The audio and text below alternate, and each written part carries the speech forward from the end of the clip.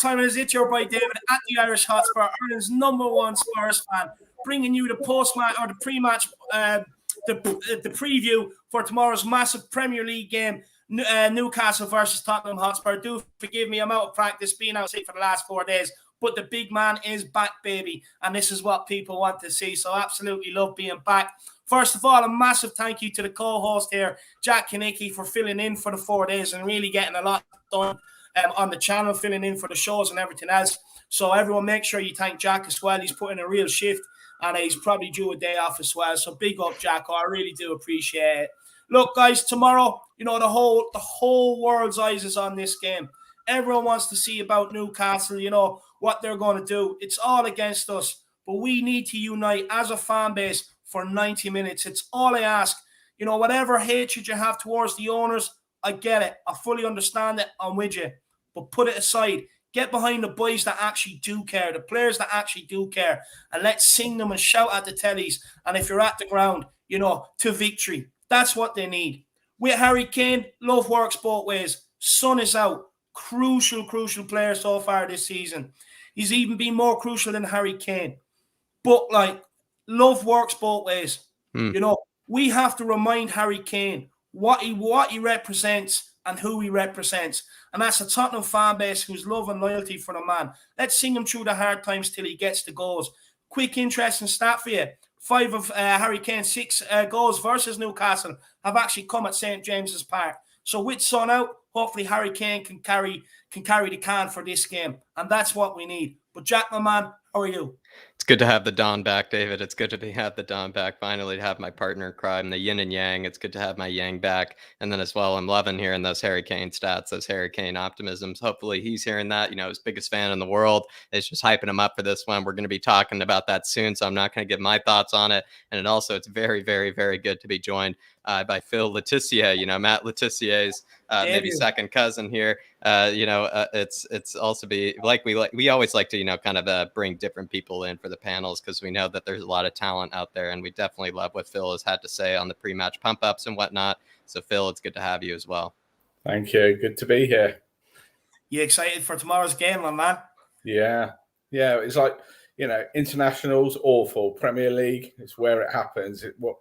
What keeps us united, isn't it? Well, look, do you know what? The international break's not as bad now because Ireland are winning, so I can tolerate it now. 2 good wins for us over the international break. But look, in terms of as a Spurs fan, it is awful for us. It's crippling, some would say. But look, you know, I'm delighted to be back. So happy to be back, guys. But look, let's see what Harris Army we have. We have Dark Sung G. Good to see Dark Sung G back after the international break. He says, this is why I wanted Son to stay at Spurs for the international break. I hope to see Scarlett, Devine, White, McCandy on the bench for the starting 11. Yeah, well, look, Dark Sung G, you know, I'm going to start calling you the prophet, my man, because you said this a couple of weeks ago. In fact, I think you actually said it after the last international break. I don't want Son going away on this one. You said it. You know, you're Korean yourself, and you were willing to give him up for Tottenham Hotspur. Yeah. And look what's happened. Unselfish. Look, Scarlett, I would expect probably, you know, to be on the bench 100%. Devine, maybe, could be on the bench. White and McCandy. Yeah, look, there's a good chance they could all be on the bench. Look, do you know what? With the amount of goals that this guy McCandy is banging in for the under-23s this season, he's absolutely banging them in. I would love to see him given a chance, you know. I really would. Jack, what's your thoughts? I mean, personally, I feel like, especially if Stevie B's, you know, not ready, you know, we're kind of getting mixed reports on that. He's supposed to be recovering from that long, you know, kind of ankle injury. If he's really not up for it, I would say Marcondi has to come in. I mean, the guy is so on fire, Dave. He's so hot right now. Like I said last night, you can cook an egg on him. He's so hot right now. And so I would just say he definitely needs to be coming into the side. He looks fantastic as well. If you look at some of his, even kind of those highlight reels of his days, you know, at the under-23 so far, the guy is just absolutely balling right now, Dave. So personally, I want him to come in. And again, this is still ridiculous. Dark Sun G, he has the perfect opportunity to do the I told you so, and he still doesn't even really do it. You know, he just wanted to, he's just the most humble guy in the world, Dark Sun G. You know, he was saying the whole time, Dave, I don't want Sonny, you know, traveling, you know, for these matches. I don't want him. It's too much of a risk, you know, for the upcoming fixtures. And I would say Dark Sun G, not only is that unselfish, but as well, though, you just, again, you always are like the prophet. You predict these things at a time, and it's good to have you back as well, Dark Sun G, true legend. It is good to have you back. And if everyone's wondering why I'm just sitting here with big goofy faces, because I'm delighted to be back too. But Phil, just quickly, what's your thoughts on maybe some of these youngsters, maybe, especially like McCandy, who you could probably say has earned a shot in the team with his performances at under 23 level? Absolutely, without a chance. It's like if you listen to the messages that are coming out, Paratici's like, "Oh, we're going to invest in the youth." Well, we've got some great youth players. Lead them in, put them in the team, give them a run. Then the only way they're going to get any experience is by playing in your main team. So we've got to go for it. We've got to bed them in, go for it, and see what they can do. And if they need a bit of help afterwards or something from that, then that's what we do. But they've got to be on the sheet. They've got to be on that bench at least. No, 100%. I couldn't agree more. Look, we're at a point now. I'll go through the team news, but we've quite a few players where it's a bit iffy with. So these are times now where you have to bring these guys on, dip them in and out, manage the game time, and get their confidence going. Big up, Dark Song G, my man. Good to see you back, brother.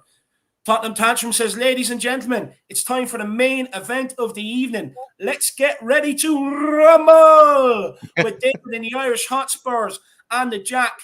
The man with all the stats, America's #1 Spurs fan, both legends. Big yourself up, Darmer. Really appreciate it, brother. Really appreciate it. Chris is in the building. Evening, folks. Good to see you, Chris. Good to see you, my man. Zanuska Ramshunder, good to see you too. Good evening, guys. Hope you're all well. Looking forward to the preview. Come on, you Spurs. Come on, you Harris Army. Come on, you Flat Cap Army. Big yourself up, Zanuska. What a legend. What a legend. Just quickly, guys, the group chat, I do have numbers I have to add into it. I've been sick. I haven't done anything the last week with the channel. I will be adding everybody in over the course of tonight so that we can all get pumped up and rile each other up in the group chat, shake the shit out of each other before the Newcastle game. That's what it's about. I don't know. This guy says, remember, Newcastle are still Newcastle. They have an investment group owning them now. They are not going to invest as much as people think. You think Newcastle have access to their owner's entire bank? Well, look, first of all, I agree with the first part. Newcastle are still Newcastle. They're still shit. They're still the same team that haven't won a game in this Premier League.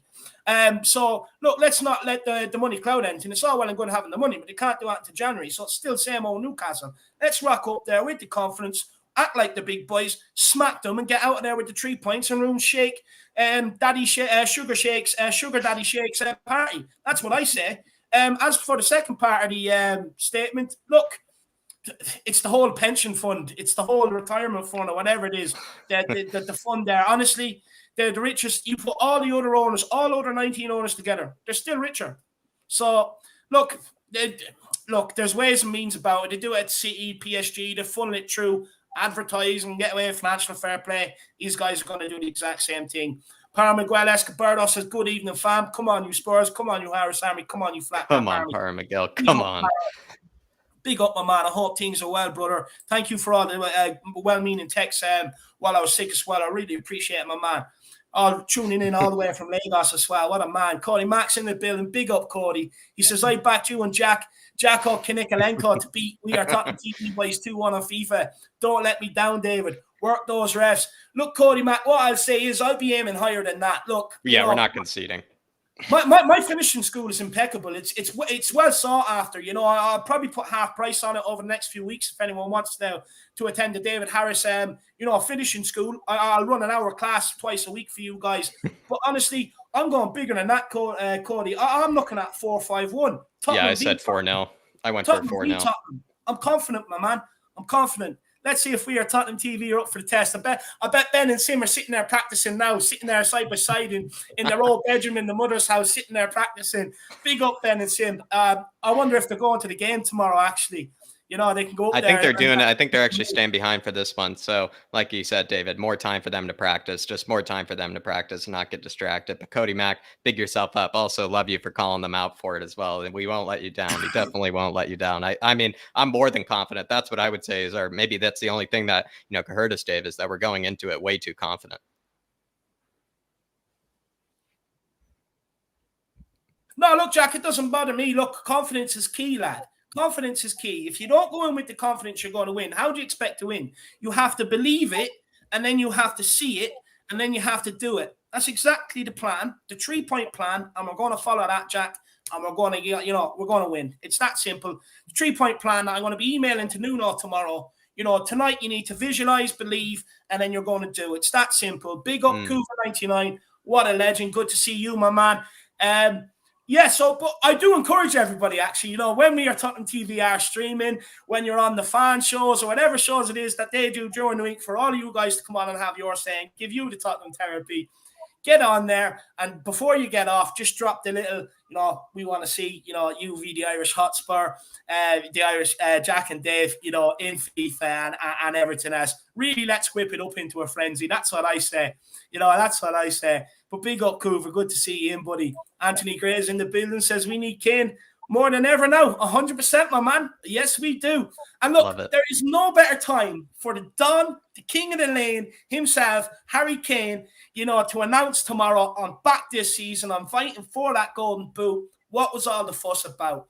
I said it after the international break. It could be a blessing in disguise that he wasn't in form. I said it that, now is the time where we actually need him to come into form. We win tomorrow. We're back in top 4, baby. People said it couldn't be done. We're going to do it. So, if Harry Kane steps up, it could be perfect timing. But never, ever doubt Harry Kane. He will get the goals. Trust me. Kudos says, the fans want to buy fake money to chuck around at St. James's. We are more concerned about the tunes than getting Enoch to shape up or get out. Yeah, look, my man, we've done a lot of streams on it. We're doing another good stream later on at 9:30, actually, about the Newcastle takeover, how that's going to affect Tottenham, leading into basically why we actually have to trust Paratici. It's very interesting.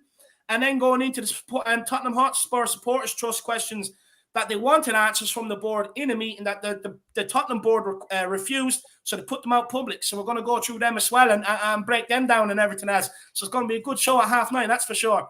But big up kudos. Yeah, look, hopefully they do have the fake money. You might even see camels as the mascot walking the team out tomorrow. Who knows?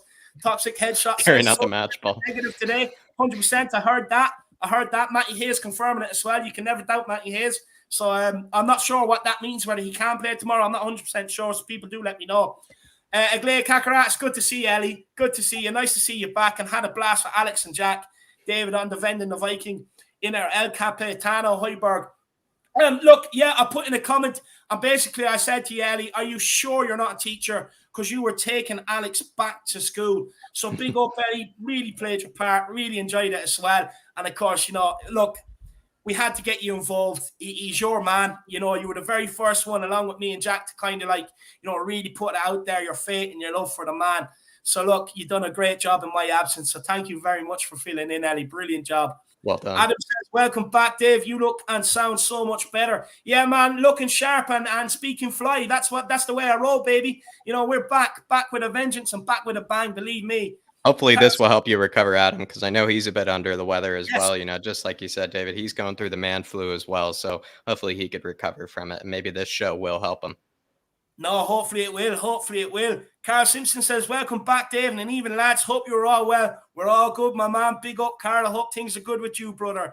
Slow Jamrod says, did Son test negative today? He did, my man. He did. We spoke about actually on Stats with Jack last night. We did say, there is the potential, especially with the rapid tests, there is the potential. It's very small, but, happens actually quite frequently. If it's not like the normal blood test, if it's, a regular rapid test, you can get a false positive, to a degree, or maybe it's not, as much of a positive test as, maybe some might think. So maybe that is the news that we're getting right now. But I think you'd have to be tested one more time tomorrow in order to really confirm it. But like Kieran and I mentioned it on Stats with Jack, the potential of a false positive, Dave. That's what we're looking for as Spurs fans. Interesting. Look, so maybe there is a chance Sonny could play tomorrow. That'd be good. JC says, how's the form, boys? Absolutely flying we are, man. We are flying. Tango bin Al-Sheed says, guess we can't bench Kane now. No. Look, stupid talk anyway for me. Look, that's just my opinion. I just don't see why you drop your chief creator and your chief scorer from last season and then call for him to be dropped. But when we get onto the situation, I actually have a bit of a different take. People might be surprised, but wait and hear me out. Could work out in our interests. Golden Cock says, hi all, great to see you back, David. Big up, Golden Cock. Good to see you, my man. Don Anthony's in the building, says, welcome back, Heavy D. Big up, my man. The big boy's back. Don't worry about that. Don. Josh Seven says, haven't watched in a while. Missed you too. I don't know why, but I'm so nervous about tomorrow. I will take a draw. The atmosphere will be electric. Josh Seven, it's good to see you back. I hope everything was all right with you, my man. Look, nervous tomorrow? Don't be. Do not be. Look, it's going to be a big facade. You're going to see fireworks. You're going to see the Camels as the mascot leading the team out. The Newcastle fans in the stand making it rain like they're in the strip club. It's just going to be one big facade tomorrow. Don't worry about that. We're going to rock up. We're going to spike them 4-0, pull the pants down in front of the world, and remind everyone that they're still the same old Newcastle. That's the way it's going to happen tomorrow. MS says, talks of some of our fans buying fake money to throw during the game at kickoff, halftime, and when we score. Look, we should actually keep that money and do it when we're playing at home next. And that's what we should do, and make it rain on top of Levy's bald head. Maybe be the version of the West Ham bubbles, Dave. We just throw the money onto the stands. No, that's what we need to do. We need to bring toothpicks to pop the bubbles next time we play them at the stadium. Dark Sun G says with the super chat, big up Dark Sun G. Since it's Newcastle youth, should be used to it. 4-0, 100%, man. We should. Look, Joe Pillock. People want to talk about him. Look, he's an ex-Schooner reject. He's a Pillock as well. Not worried of him. St. Maximum is the only one that I'm kind of worried about. But again, when we get onto it, I see it a little bit differently. But Dark Zone G, I love the optimism, my man. This is what it's all about. We have to be pumped up. Look, we're off the back of beating Villa. We win tomorrow, we go top 4. All the doom and gloom all of a sudden is gone. And that's how this wonderful, beautiful game works. Football, a week is a short space of time. 2 weeks is a long space of time. And 3 weeks, well, look, after the North London Derby, did we ever think we'd be sitting here now happy, knowing that we can beat Newcastle and being 4th? No, we didn't. It's wonderful how things can change, everybody. Big up Dark Sun G, my man. I really appreciate it. I like this name. Fuster Cluck says, a paddle... oh, no, I'm not reading that out. Sorry, I should have read that before I brought it up. Sorry, guys. But look, guys, it is great to be back, though, everybody. Big up Lightwork as well. It is great to be back. Guys, make sure you do smash that like button. It's a great help to us with the YouTube algorithm and all of that. The more likes it gets, the more it pushes it out and welcomes more people into this incredible chat that you guys have made so welcoming for everybody.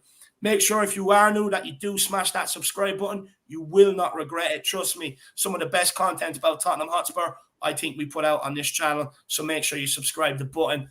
And look, why not help support me and Jack with our cause, to try and be YouTube's greatest, with a super chat or two. It is a massive way. It's a massive, massive need for people who don't have the long-term paid sponsorships and, that rely on the super chats and everything else. It is a massive, massive help to all content creators without the long-term paid sponsorship, guys.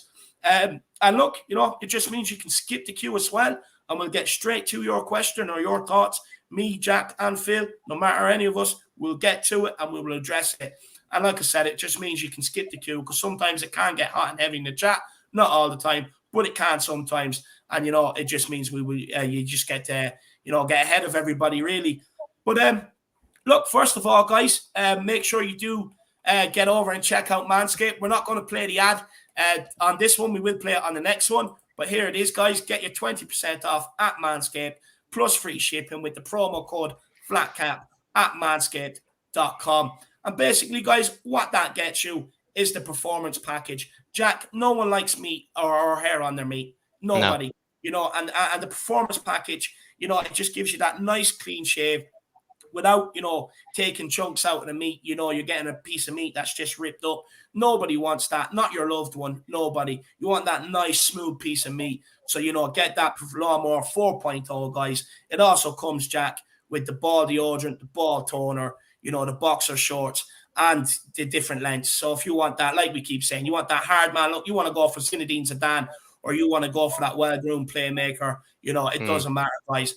It sorts you right out, doesn't it, Jack?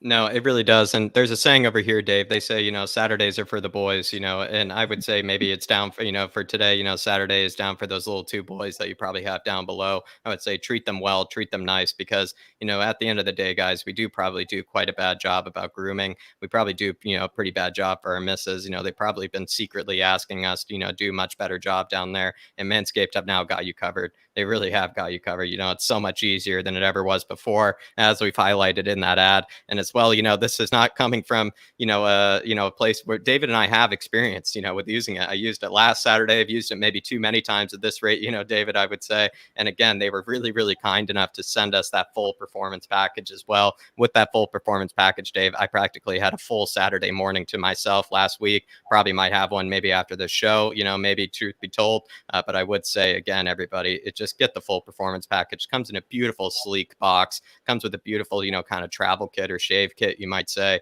And then as well, it comes with also plenty of goodies to also make it all smell fantastic down below. So David, like you said, you can either go for the full bald man Zidane look, or you can go for that clean, well-groomed number 10. And personally, I'm more of a number 10 kind of guy. But like I said, Manscaped have been very, very kind to us and giving us this opportunity. But we want to keep the partnership going. So anybody that is maybe in need of maybe a bit of a better grooming experience, I would say, why not click that link at the top of the chat? Why not go to manscaped.com? We understand if you guys need to go there right now because you're probably just that desperate. But I would say, everybody, it is that perfect time. It's Saturday for the boys, Saturday for the little boys down below as well. So it can make it all a lot easier on you. Well, look, one famous man, I don't know who said it, but one famous man once said to me, life is about a matter of inches sometimes, especially in the beautiful game. It's that difference between Frank Lampard being awarded a goal that time against Germany or not being awarded. It's about a game of inches sometimes. And guys, it's the same with your partner. So sometimes that little few extra inches does matter. And Manscaped, want to help you out, gain them few inches as well. So like Jack said, get over there, check it out, and use the Flat Cap promo and get your 20% discount. And Christmas is around the corner. It's a great stocking filler, a great present. There you go. Put up the tree as well, guys. So make sure you get on it now. But look, let's welcome one or two more people in, and then we will get the questions and we'll start getting Philip more involved. Mary McGee says, big up, lads. Come on, you Spurs. Big up, Mary McGee. I hope things are well. Big yourself up. And Robster's in the house as well, says, shaving makes it look bigger. That it definitely does, man. That it definitely does. And Dark Song G with the super chat says, I hope Man U keeps on dropping points and drop out of top 4. Yeah, look, Ole Gunnar Shoeshiner definitely got taught a lesson today. What a cracking game. Rashford got his goal. Boom, straight away, Leicester went up. You can't keep a good fox down, as they say, and they rose above it and end up coming out with a 4-2 win. Absolutely cracking. And look, everyone thought maybe Nuno could be the first one to go. Steve Bruce could be the first one to go. Nope. Get down to the bookies, put your fiver on Ole Gunnar Shoeshiner. That's what I say. But big up Dark Song G, my man. It is great to see you back, brother. It is great to see you back. And big up Mark Swift. Good to see you, my man. But guys like Dark Sun G, feel free to help support the channel. It's a great way to support me and Jack on the journey too. But look, Jack, I'm just going to give everybody a quick rundown and everything they need to know about tomorrow's game. Yep. It is away at St. James's Park. It is a 4:30 p.m. kickoff. Look, we all look for someone to blame when Tottenham lose. Andre Mariner is your man. He is the man in the middle. He does love dishing out yellow cards. 15 in 3 games. That's an average of 5 a game. So expect to see a few yellows handed out tomorrow. Look, you can watch the game on Fraud Sports, but if you were bored of Fraud Sports, like me and so many others, why not join me on the pre-match pump-up at 3 p.m. over on We Are Tottenham TV, and then come back here at the Irish Hotspur and join the watch-along starting at 4:25 p.m. and, turn off the commentary, sync up with myself and Jack, and let's all enjoy the game together. It's a great way to get us into your homes and be the commentator, guys. Injury news, we'll start with Newcastle. The Bravka, their goalkeeper is out with a foot injury. That's good. Backup goalkeeper here, you ask. He's also out injured with a thigh injury. And Joel Dummett, not much use to Newcastle, but he's out with his calf injury. Tottenham's injury list, well, Son did test positive yesterday. We're not sure how that's going to pan out, but for now, he's in isolation. Brian Gil-Messi, also in isolation, which is a shame. Bergwijn returns from his ankle injury, of course, that he picked up, in the Rennes game before the last international break. Done worse, done it again over the international break. He is now back. Davies returns from his appendix issues, so he is back. Matt Doherty, Nuno actually never really cleared this up, so we don't know whether he is available or not. But of course, he picked up a knock on the international break playing for Ireland when we slapped Qatar, and he was taken off at half-time. Not much of a loss there, though, to be honest with you. Matt Shockerty. Session is out with his hamstring injury. And look, with Emerson, Lo Celso, Romero, and Sanchez, I think it's just to put that down best as a late fitness test. Basically, that's what Nuno's going to do. They're just going to be assessed.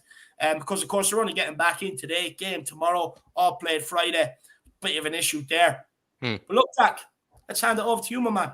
Let's hand it over. I think also Spurs 72 is just welcoming everybody, and he's saying Jack David and Phil Letitia, by the way, everybody, as you probably know him, watching Chelsea and Brentford. David, good to see you back. I hope you're feeling 100 times better, my man, but you left the channel in excellent hands. I hope you all in the chat are good. Spurs 72, that is a very, very, very kind thing to say, actually. Very, very kind, because I will say, it's hard to be without David. Like I said, yin and yang kind of style. I was without my yang. I was without my CEO. I was without my Don, and it was, starting to get a bit lost. I didn't know where I was at certain moments, but I appreciate all the support, actually. Appreciate you guys, actually, even as well, continuing to keep me, kind of motivated, continuing to keep me confident about it, but it really is, a huge miss. It's practically like missing Sonny and Harry Kane at the same time. That's what David is like when he's gone.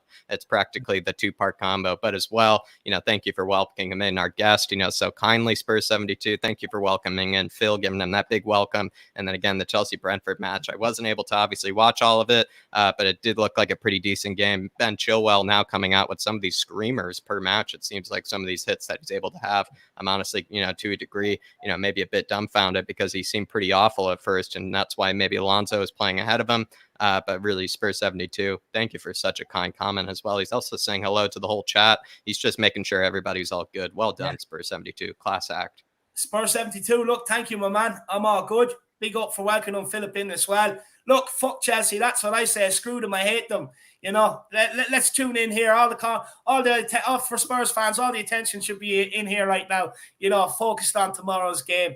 It's good to see you in Spurs 72 as well, my man. Thank you so much. I'm feeling 10 times better. In fact, like you said, 100 times better, my man. Way better. Trust me. My voice is back. And as I say that, but on the watch along tomorrow, I'm going to absolutely tear it up and I'm going to be in full voice. And of course, Jack did do a great job, my man. A better job than what I could have even dreamed of. And look, the chat is always good, my man. And Aaron Dove, my man, I'm not going to highlight your comment because I don't know if you want me to or not, but I hope you're all good, man. Just get in contact if you do want to chat. Spurs 72, really, really do appreciate that, brother. You are way, way too kind, my man, too generous. It's greatly, greatly appreciated and needed, my man. So big yourself up. And then Dark Sung G or David, if you are in the chat, please, or anybody, please help us out and let's communicate with this guy and see what they are saying. Welcome in, man. Just give him a good warm welcome. Big yourself up.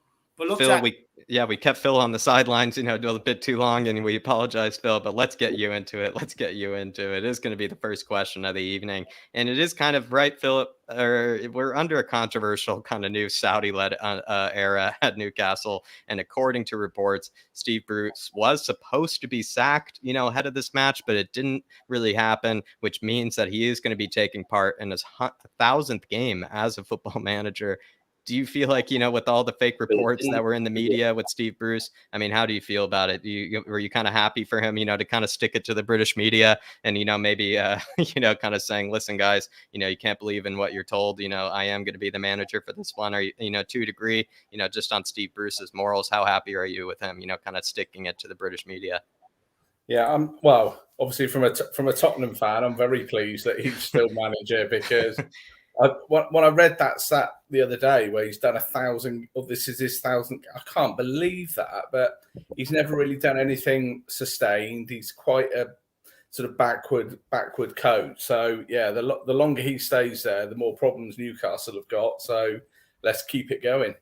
I definitely agree. Do you maybe feel like, in his case, like he probably will be sacked at a certain point, but, at the same time, was it just maybe as a follow-up, do you feel like the British media or just media in general is just getting a bit too excited, a bit too ahead of themselves, and just to a degree, we're kind of embellishing stories, maybe in that regard?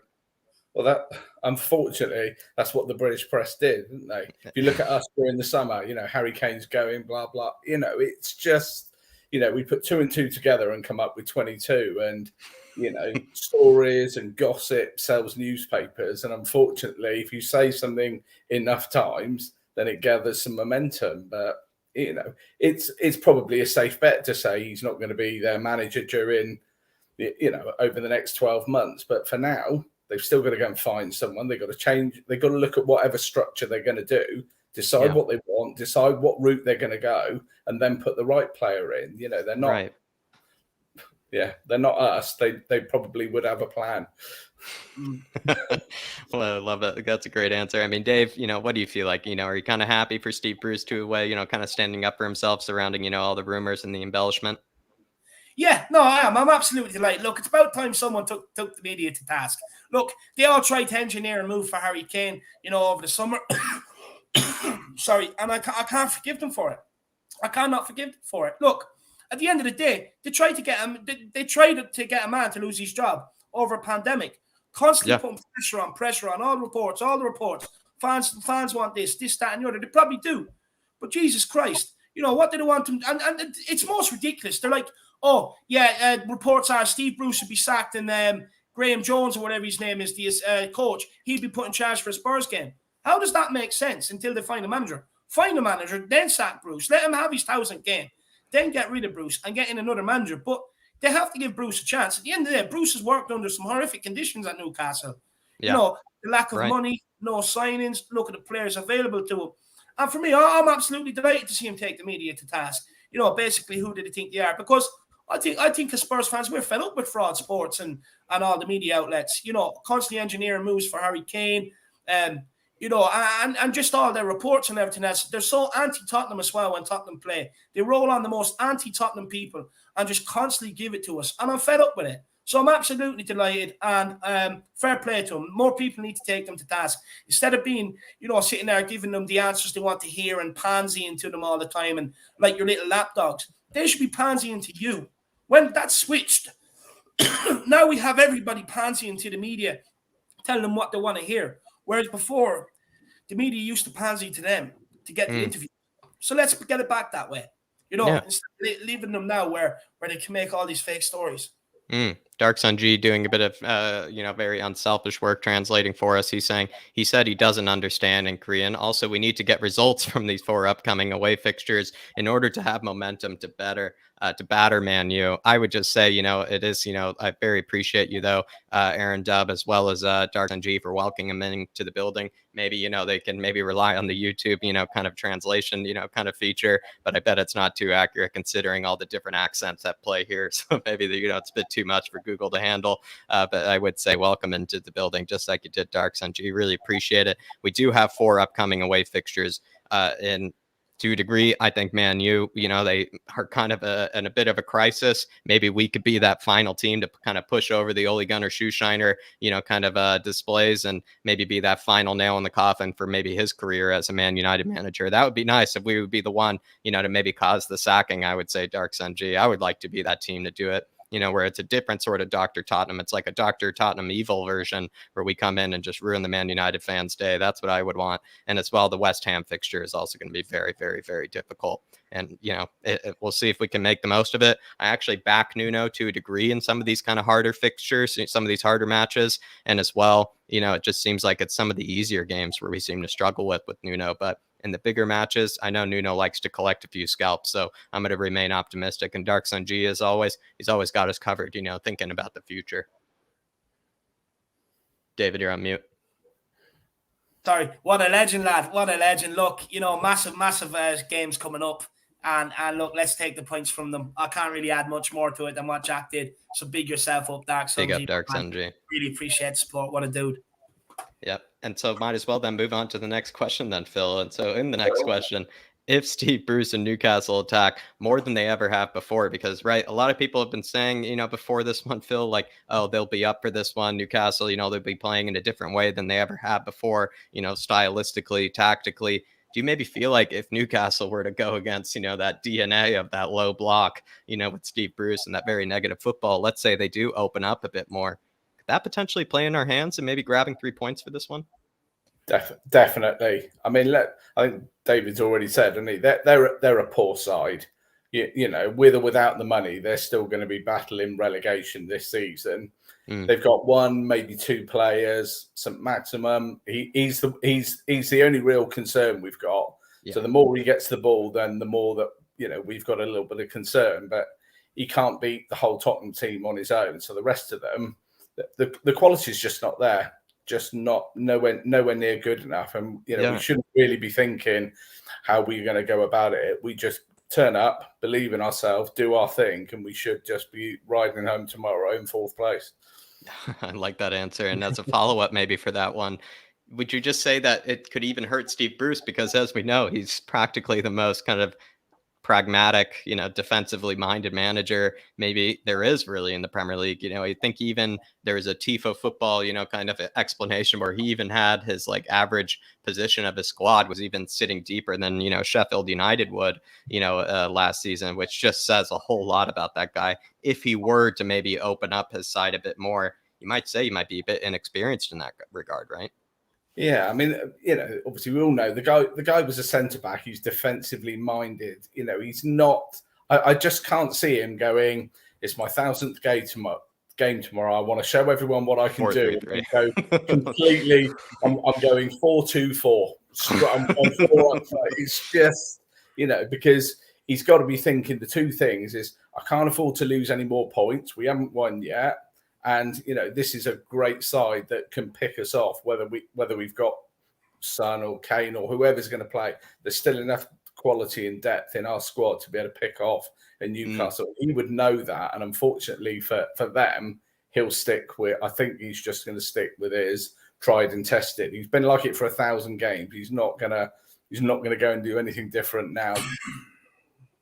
Yeah, I definitely, I think that's a great anecdote as well, mentioning how he is, a former center back, which kind of has contributed, to his, as his defensively minded nature. Dave, what do you feel like if Steve Bruce were to open up more, if he were to maybe try to grab something out of this, maybe in less of a pragmatic way than he usually does, could that actually play into our hands? Yeah, it'd be absolutely perfect. Perfect for Lucas Moura, perfect for Bergwijn, who'll play out the other side. It'd be perfect for Harry Kane because it'd be more space for him to work into. And it's your midfield battle, your midfielders to turn up, win that battle.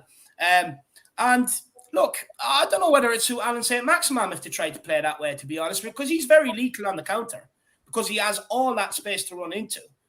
So it'd be interesting to see if Newcastle were on the front foot and we went on the counter to see how effective Saint-Maximin would be.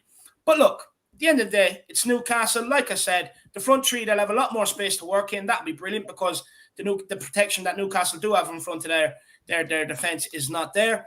We turn the ball over midfield through Skip, Højbjerg, and whoever else Nuno wants to play in there. I think it's crucial that Skip and Højbjerg do play together in there. I think it's crucial we play the 4-2-3-1 as well. And I think it should be an easy task. Look, it's all well and good people expecting Newcastle to come out and play this lovely attacking football. Steve Bruce would have done it already if they could do it. That's the thing. Yeah. The thing is that they're not capable of doing it. They don't look. But why try now, right? Their midfield is not capable of allowing them to play that way. Jonjo Shelvey, too slow, not proactive enough. Jeff Hendrick, absolutely useless. They're not good enough. They're not mobile enough to play that way. That's why Steve Bruce has learned to sit his midfield on top of the back four. Put Jonjo Shelvey in there to spray the passes forward, to release a maximum in his pace, a Callum Wilson or whoever. Jeff Hendrick, I mean, honestly, it's slower than being inside on a wet week. He is useless, right? The only good game I've seen him play recently was the other day against Qatar when there was no one around him. He had about 10 minutes on the ball. And even then, he was average enough. He's useless. You have Joe Pillock in there. Okay, he may raise his game because it's Tottenham Hotspur. But who cares? He's an ex-reject. He's not good enough to be at Arsenal. He's found his level, relegation team in the Premier League, and it's still the same old Newcastle. Look, tomorrow, as long as we outrun them and we match their work ethic, 3 points is coming. It's that simple. Yeah, as maybe said here, as long as we be solid in the back and keep knocking balls up front with swift passes in the midfield, a high line structure, a dynamic midfield, I would just say, if we play maybe the right way, then maybe the right type of progressive football, we're only going to take it to them is because at the end of the day, as Phil even said earlier, our squad is still, no matter the absences, is still a whole lot better. So, I feel like we still should be backing ourselves. Dark Sun G saying, I want another Pierre-Emile Højbjerg goal tomorrow. Reggie goal, please. Dark Sun G. I had to delete, all the Sunny animations for Stats with Jack, and it was so painful. Kieran and I were joking about how Sunny was showing up in every single photo, for the slideshow yesterday, and it was just, especially seeing that beautiful smiling face, it just really was so painful. It really was so painful. But we did do Pierre-Emile Højbjerg through ball as maybe that, potential way to unlock the Newcastle defense, because we saw that against the likes of Watford, where he was just slipping in balls in behind the defense, in between the channels, you might say, in such a beautiful way that we know the Viking can. And I think if he were to get another goal tomorrow, or maybe an assist of some sort, it just proved the doubters wrong even more. And then that Reggie goal is due. And he as well, to a degree, I think he's been playing great this season, but he needs to step up and even have a better performance than he ever has this season, just because we're going to need to rely on somebody like him. He has some of the most creating actions, some of the most chances created for our team. He's going to have to step up. Both of them need to. But Darks and G, I love that. And get them maybe both knocked off. Reggie and a Pierre-Emile Højbjerg goal. You have both of those guys checked off. Then we can move on to maybe that Marcondi goal that he wants to see. Pierre-Emile Højbjerg, look, he's going to be buyout after Denmark qualified for the World Cup. They came out top of the group, so he's going to be absolutely delighted off that. But look, it's also time for him to shut Alex Davies up. That's the way I see it. Look, Alex, he does make some good points, but it's time for Pierre-Emile Højbjerg to prove his doubt is wrong. And I think Alex Davies is probably the only one out there. So it's about time Pierre done that. And then, look, Reggie, I've been dying for this. Once Pierre got his goal for us, because, look, I didn't count the one last year against Liverpool because Winks ruined it with trying to get in on the celebration when we're 3-1 down. Unbelievable scenes. But, he got one against Rennes, was absolutely over the moon. Got one the other day, absolutely delighted. Now let's get Reggie one. He deserves one. He's always sneaking in at that back post. It's coming. It is coming. He just needs to keep the faith, and that's all it is. I'm looking for that half volley. I think he's going to get a nice half volley, off the carpet, and he's just going to smash it far post. But Phil, moving on to the next one, we've actually really struggled, against Newcastle when we've been leading at halftime. We dropped 4 points, the last, 2 times we played against them from winning positions. How do we avoid maybe dropping points against them this time, especially with all that momentum? Is it possible? Are we just going to be Spursy inevitably, or, maybe this time is it going to be a bit different? Well, there's all, and I really do hate any long-term Tottenham fan will hate that saying, because we know it's true. But the best way you could do it is, we go in with the mentality, the game's 90 minutes and we play the first half on the front foot. We play the second half on the front foot. We don't allow Newcastle any time to get confidence back in. No, we just keep on. We do what we do best.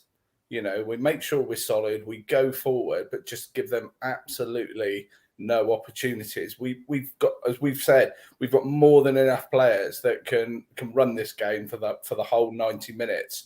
And we can't be stepping back. We can't be opportunities. Sorry about that. Phil, continue what you were saying. Sorry, maybe as a follow-up.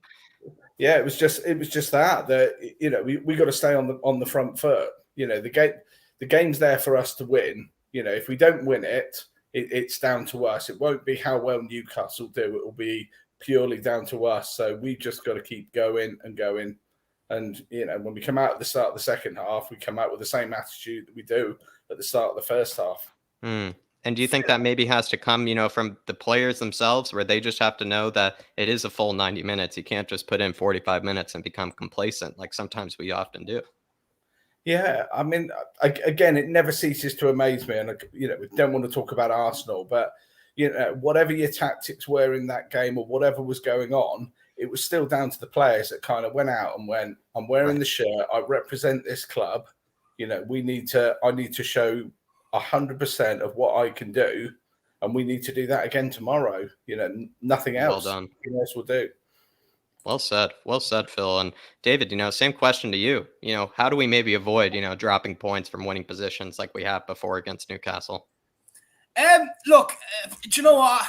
I think the problem is partly already rectified because last season fitness was an issue. Yeah. The pure shit players we had to rely on and their crap mentality was an issue. Not so much the case, even though we have some players out, it's still not even the case. I'm talking about the likes of a Winks, a Davies. Sissoko was thrown in there last year, couldn't give a shit. That guy couldn't.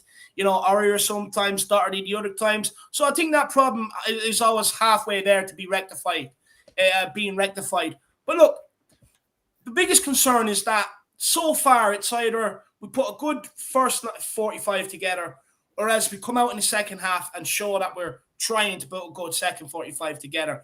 We haven't exactly got a proper 100% outstanding 90 minutes yet of football. And that's what I want to see tomorrow. It's your perfect opportunity to build the foundations and the building block to hit that purple patch at the right time and cement yourself in a nice top 4 position before the next international break. And we've got some very good fixtures to do it. So yeah, it's look, we just have to win tomorrow. It's absolutely crucial we win tomorrow. But I think it's already there, halfway being rectified. But look, we need to come out in the second half, Jack. We need to keep our composure. You know, that weak, fragile mentality, that has to go. And the only way that's going to go is by holding on to wins, like we did against Aston Villa. Let's repeat it again tomorrow. Let's hold on to it. And the more we prove we can do that, the more that mentality will go, because it's not going to be in the back of your mind and every single player's mind, because it does filter where you're kind of like, last season it was kind of like, oh, we're only 1-0 up, or here we go again. The inevitable is going to happen. We're just getting bombarded. Eventually we're going to concede. So tomorrow we need to retain possession in the second half, play like the big boys that we are, rocking up there, and just get rid of that mentality, see it through, but also stay switched on defensively. Stay switched on defensively. Don't think, oh, someone else is going to do it. Go and do it.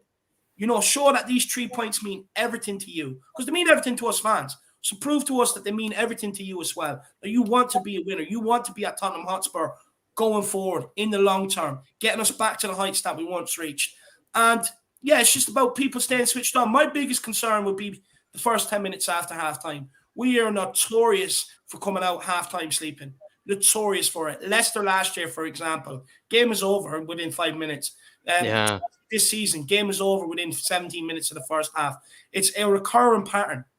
So the first 10 minutes is crucial. Do not sleep. Defend everything. Get your foot on the ball and be confident. That's all we have to do to be able to see out the game. I really like that. And I might just quickly add that, of course, we've only played 7 matches, but we have, kind of stuck out a few 1-0s, so far this season. Would we have done that last season? Maybe we wouldn't have. Maybe we would have conceded. And to a degree, we have been disappointed by Nuno, plenty of times so far this season. But as well, I must actually say that Nuno at the same time has actually stuck out a few 1-0s and, has maybe shown, the squad fitness, the unity and whatnot. And I'd like to say that maybe potentially, just to be optimistic, just to be delusional, he could continue on that good work. But Dark Sun G in here with a great super chat as always, and a very, very insightful one as per usual. He says, we won't drop points. Unlike last season when we drew both times, our squad wasn't good enough. Coco, Sissoko, easy pass. Oscar the Bobo Clown, Catastrophe as well. Mr. Oscar, by the way, Phil is Darty.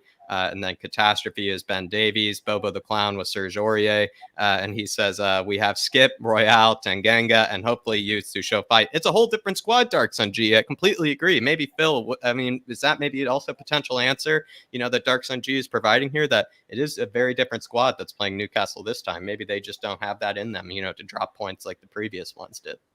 Yeah, obviously, Dave was just saying now, if you look at the last 5 minutes against Aston Villa, normally, as a Tottenham fan, it's like, oh, we're 2-1 up. What's going to happen? We didn't. We did completely the opposite to what we normally did. We were attacking. We were in the corner. We were going into the box and coming out. But we absolutely dominated that. And really, it was a travesty that it only ended 2-1. Whereas you potentially last year, that had 2-2 written all over it, didn't it? Because of how we played. But yeah, with your youth and the new players you've got coming through, mentality is as big a part that they've got to work on as any of our tactics, I reckon. Yep. Because we're light mentally. And that's what was for me the best thing about Villa is they equalised and it was like, oh, here we go, and literally it's like we stepped up a gear. Within 4 minutes we're ahead, and like I just said, we should have had another 2 or 3 after that, but we did step on. Mentality was absolutely there in that game. And just quickly to add to Philip's point is, and one player I actually think is crucial, he has to play tomorrow, because of the point that Philip made, is Romero. Against Aston Villa, right? And I'm going to keep saying this, and where I was noticing it already, and I was saying it to Jack during the watch on, but where I really noticed it was when there was a throw-in and Romero slipped, and not one of the players went and attacked that ball, and it started bouncing around their box like we've seen so many times before. should not be allowed to happen. When Romero was playing, he went after that ball. He got his foot, his nuts, or his head onto it. It doesn't matter. He just got it cleared. And that's why I think it's crucial he is in there tomorrow. Crucial, because he does not switch off. He doesn't sleep. Honestly, a clean sheet to that guy is better than a good night away with the missus. He loves it. He absolutely loves it. He is crucial to what Philip was saying. He is crucial to that defense tomorrow. Yeah, I really agree. And as well, he's already won 10 aerial duels. He's already practically, climbing up the charts and all of that. I think he's only lost one aerial duel, which just speaks to what David was saying. Like, the guy just wants to win everything. And as well, when he took that block, maybe off of, that area David was talking about, you almost heard thunder around the stadium, the way that it, ricocheted off of him. The guy is just an absolute warrior, We have so many Vikings in the squad now. Romero is a must. We will be so much better with him. And Dark Sun G, I think that's a fantastic answer to what we were just, asking, the panel here. That is a fantastic answer. It's just a whole different squad, and that's what we should also take into account as well. He's also saying those players slowed down our play, which cost us as well. That's also a really good point. They weren't able to keep possession. They actually would sit back. They actually enjoyed, having pressure in their own half. They enjoyed not getting out of their own half.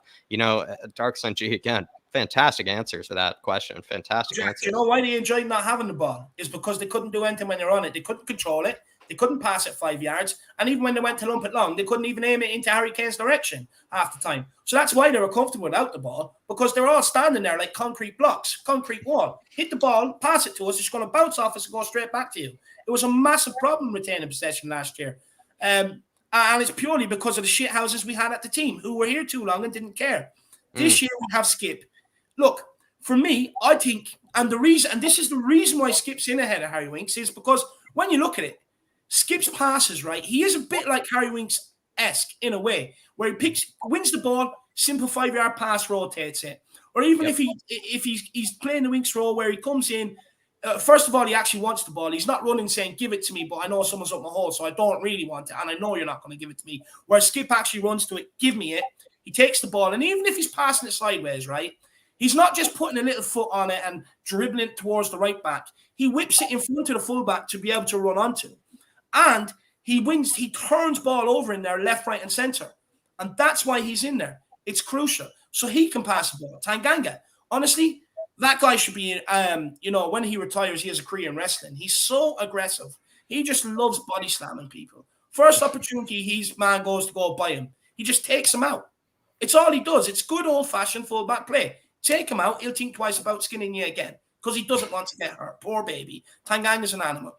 You put in, even if you put Emerson in there, the guy's good on the ball. He's brilliant going forward. He's good defensively. So it's he got stuck in last time. It's a win-win situation. We actually want the ball this season, which is good to see. Yeah, it's just no more easy pass, no more Oscar, no more Mr. Hollywood, no more Bobo the Clown, no more catastrophe. What an answer, Dark Sun G. And as well, even just having the youths on the bench, I think will also just be able to show us that we have some fight, in case certain players aren't cutting it. We know that somebody would be desperate to come onto the field to maybe prove something to the fans, to the squad, to the manager as well. So Dark Sun G, like I said, a world-class answer to that question. Kuva99 saying, I'm sure we'll finish the game with all the rampaging intensity of a 3-year-old pedaling through thick, wet grass on his tricycle with a slow puncture. What an image, Kuva99. Again, this guy needs to write books, or just needs to, balls anymore, Jack. It's like a haiku. It was like a haiku reading that, really, honestly. It's a poem, actually, that kind of joke. This one is a bit more poetic than even some of his, one-liners, Dave. This one is brilliant. I don't even know how to respond to it, Dave. He's described me up perfectly. If we do not win tomorrow, that's exactly the way I'm going to be, because Newcastle are so shit, we should be beating them. No excuses. I don't care about the takeover. All the fans are coming to sing along. Go to X Factor if that's what you want to do. You're coming to a football game. It shouldn't make a difference to a football game. It really shouldn't. In the grand scheme of things. Couldn't care less. At the end of the day, we should be beating them. So if we don't, I'm going to be exactly what Kuva's describing here. But Bill, have you ever been in this situation? He's painting pictures with words. You'd love to see it. He certainly is. Have you ever been in this situation, Phil? Bicycle, no. What I spent a lot of time when you look through our squad, he could put our back four tomorrow. If you put the 4 R's in, so you got Romero, Roden, Reguilon, and Royal. Royale, sorry. The oldest one of them is 23. So if they're signed up and doing well, you've got 6 years of them. You think what they're going to be like in 6 months, 12 months? That for me looks some real green shoots of, a solid back four, because we've already alluded to it. That Romero he's just so calm. For me, he's so calming when I'm watching, because I'm like, if you're going to get past him, you're going to have to go through him, and not many people are. He's just, whereas we all know when you have Dyer and Sanchez, you're like, it's like watching a horror movie, isn't it? You're like, you're behind the couch. You're behind the couch. You're doing the Stevie B celebration, yeah. Yeah. But I would hope that he breathes that confidence across the whole of the back line. But I think Rodon's got that as well. I think he's very underestimated. He does well at international level. If you watch the Euros in the summer, he was phenomenal. But I think those two would be, a good stepping stone to a solid. We used to have Toby and Jan. They were there for like 3-4 years. These two have got the same potential, without a doubt. Wow, that just gives me shivers of confidence. A new era, you might say, a whole new era. Maybe I would say, Phil, maybe a decade we could get out of some of these guys. A decade, potentially. Adam saying Romero cheats on his missus with clean sheets. There you go. I want to go and smash 2 holes in my wall. You're getting me too pumped. Big up, Adam. Great answer, Phil, as well. And then also Kuva99 as well, the poet, the comedian of the Harris Army, alongside Chris. Big yourself up, Kuva. Legendary as always. Miss or MS saying, good show, boys. We'll be under the cosh tomorrow with SJP rocking. Maybe I'm forgetting who this is for this abbreviation. St. James's Park rocking with our boys, needing new underpants to bring on the Viking to calm the nerves. Also, Romero is a man's man. He's a man's man, I would say. MS, absolutely. The guy, again, I don't know how many Vikings we need in a squad, but clearly we practically have 4, maybe at this rate. Tanganga, Højbjerg, Skippy, and then Romero. Again, like, it's just ridiculous. Some of these guys, they want to get stuck in for a living. They probably as well, they get a little bit, kind of frustrated if they're not at the 80th minute. They don't have a yellow card. If they haven't put in 1 2-footer, they probably just start itching themselves, like thinking, I need to be able to put in a strong challenge on somebody. I just really am hoping that, with the St. James's Park rocking tomorrow, that we just absolutely just destroy any of their confidence, any of that hope. And as well, maybe just start that campaign for maybe them being the richest club in the championship, as Chris has said before. Hopefully we can be the first one to knock them off this huge pedestal that they feel like they're on. Look, what I always say, MS, and it's kind of along the lines of what you're putting in here, my man, is look, if you don't have the money to compete with them and buy the players to play this nice, sexy, silky football, well, then test them the other way, which is what they don't want, the aggression.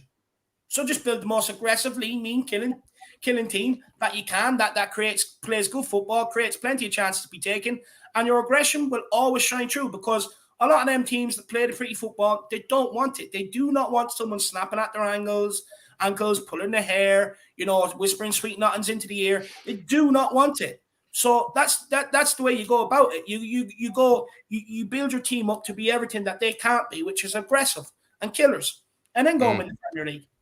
And hopefully this is what we're building at Tottenham Hotspur. Like Phil was saying, the players we've signed, we could have a decade here of building upon this. Lean, mean, killing machines, but with the ultimate goal of winning. And that's what we want. So, look, hopefully it works out. But we need to keep Paratici for that, because the players he signed this window have been spot on, and they will be with us for the next 5, 6, 7, 8, 9, 10 years. And they're going to make the mark at Tottenham. And they're going to be absolute players as well. So big up, MS. Really appreciate the super chat. Kuva, Dark Song G, you're all legends. It's greatly appreciated and greatly needed. So really, really appreciate that, guys. Anyone else? First of all, make sure you do absolutely obliterate that like button. Just rip it apart, tear it to shreds. And look, guys, it like so many, like MS, like Kuva, like Dark Song G, and many more before them, Spurs 72 and the rest. It is a great way to help support the channel. Your 2 favorite content creators. Keep us going with a super chat, guys. It's greatly appreciated. Yeah, very well said, David. Very well said. It does really go a very long way, everybody. But also, your answers have been absolutely fantastic, Harris Army. They've absolutely been fantastic, giving me shivers with this confidence. But going into this one, Phil, maybe is a classic case of Dr. Tottenham. The majority of us believe that this game has practically been made even harder with the players, the manager of Newcastle fighting for their careers, right? And on top of that, St. James's Park will be a full house for the first time in over 10 years. and they will be in full voice backing that team in a way that probably we haven't seen in some time. Combine all those factors with our extensive list of players out for various reasons, Phil. Many people are suggesting this is going to be a Dr. Tottenham scenario. Do you feel like it will be, or do you think that maybe this time we could overcome it and it could be different? Again, I'll repeat what I was saying earlier. If we go back to our Aston Villa mentality, that's what this is all about. The rest of it is all noise.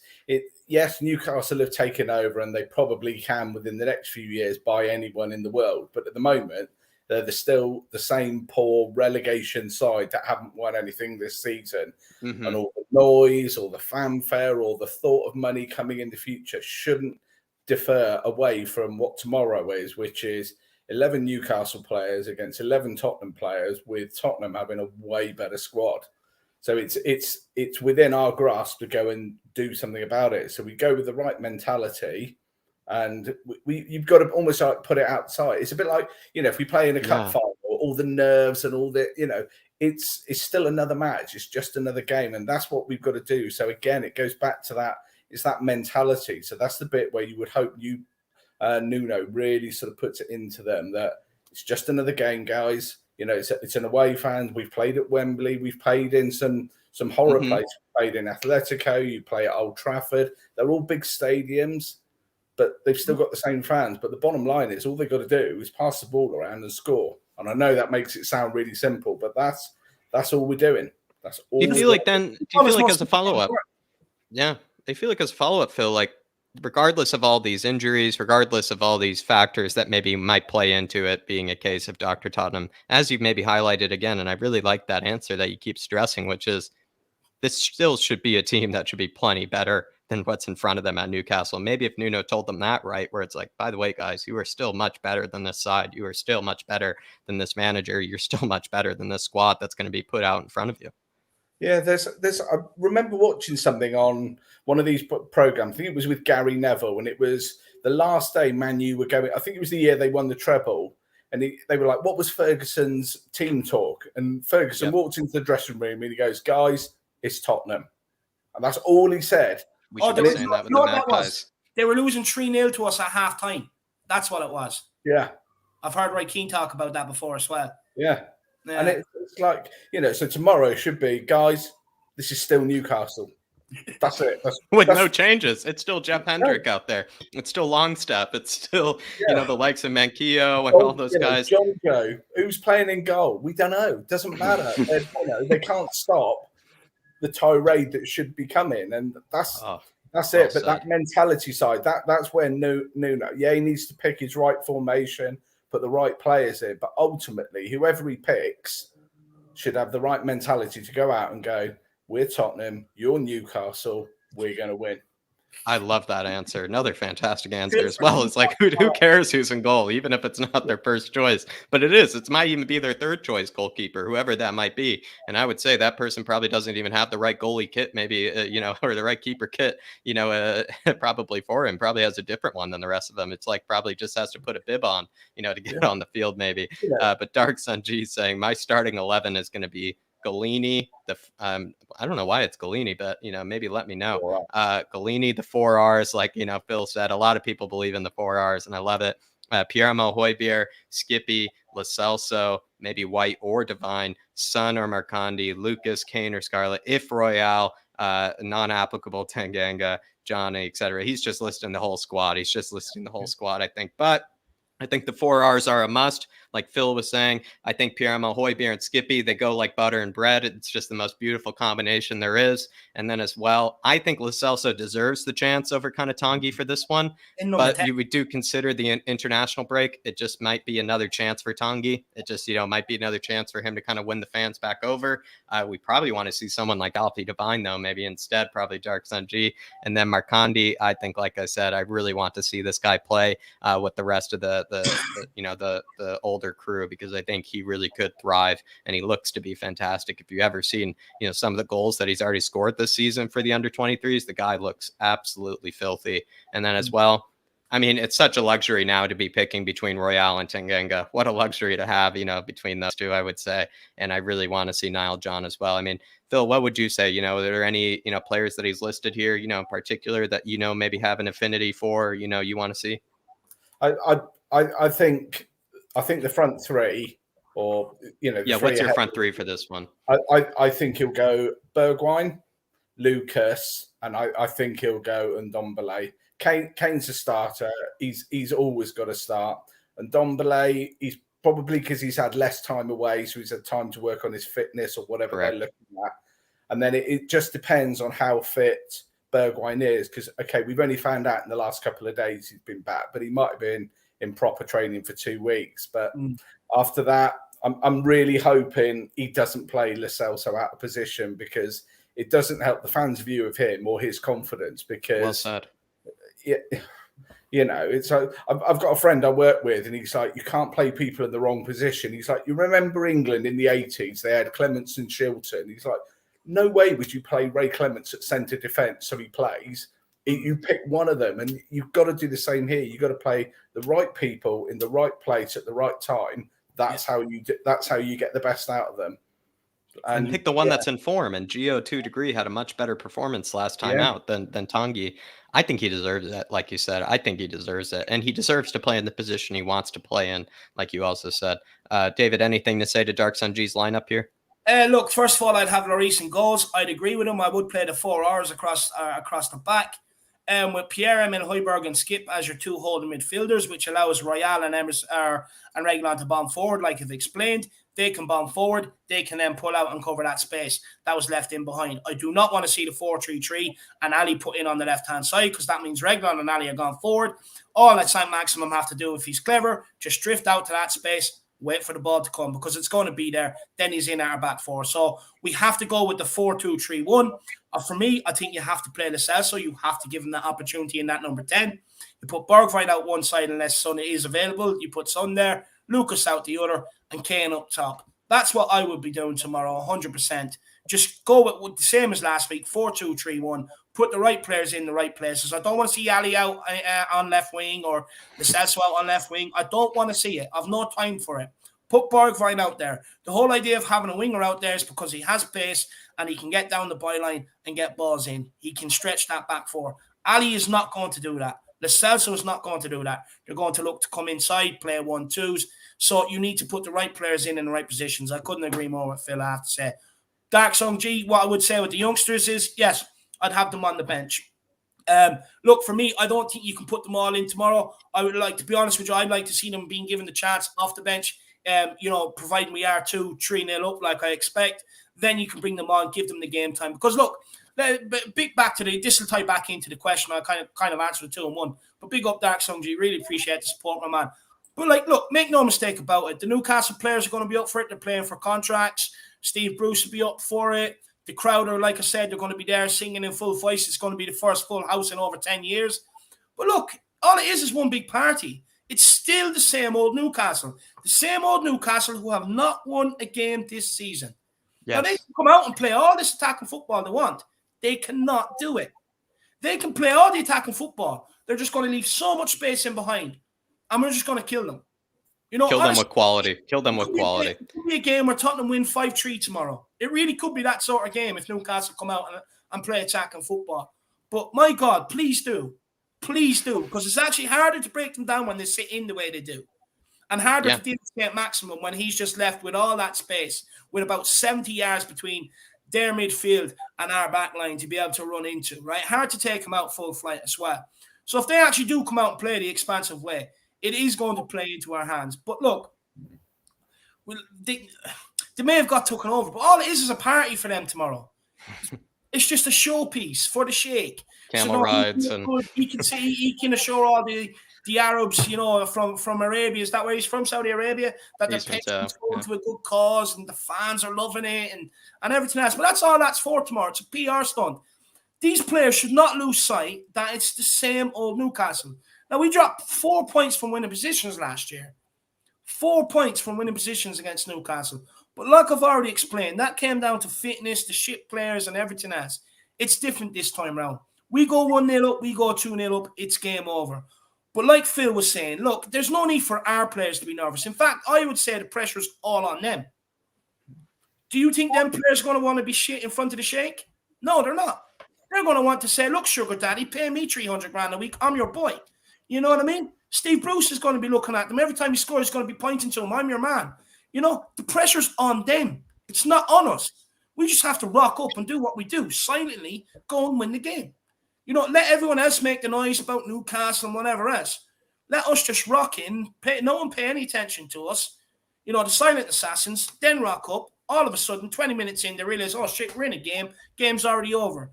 Look, I can't say this enough. People can say about Newcastle and, you know, they're going to do all this and all that. They're not. They're shit. It is the same old Newcastle. They cannot do anything until January. It's about now trying to put as many points for them on the board as possible through draws or whatever until January, until they can rectify the situation.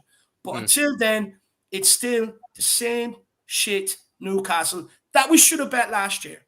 We should not, as Spurs fans, right? We should not be afraid of Newcastle. We shouldn't be. No matter whether they have the new owner bounce and we're Dr. Tottenham, they haven't won a game and, you know, whatever else, put all that aside. At the end of the day, when you're looking at it in football terms and the size of the clubs and where we've been over the last decade compared to them, we should be thumping them tomorrow. It's that simple. Mic drop, Dave. My absolute mic drop. Love that. Absolutely love that. I would just say maybe if they're hopefully, you know, some people like in New York, you know, they take sometimes those horse carriage rides with the missus. Maybe over at Newcastle might be just a few free camel rides, you know, especially on their way home in tears. But I would definitely say, Dave, that was beautifully said. That was absolutely beautifully said. Again, just getting a bit of the goosebumps, you know, just going in with confidence. No matter how much adversity, you know, we're going into this, no matter how many absences we'll have, I'm absolutely loving this energy. I'm absolutely loving it. Maybe speaking of Dele Alli, as well as, you know, him being played out on that left wing, which Kieran last night on Stats with Jack was just absolutely dreading. He really made a big speech about it, and I loved it. I loved his passion about it as well. You know, he really did not want to see that happen. I think he said if he could have any wish for this match is that Dele Alli does not play out on the left wing. For you, Phil, if Dele Alli, you know, is, you know, maybe given some sort of a fair bid, you know, by Newcastle, a lot of people could say, you know, let's say 30 million, maybe 20 million. I think that would be very, very generous, you know, for a player, you know, of his ilk.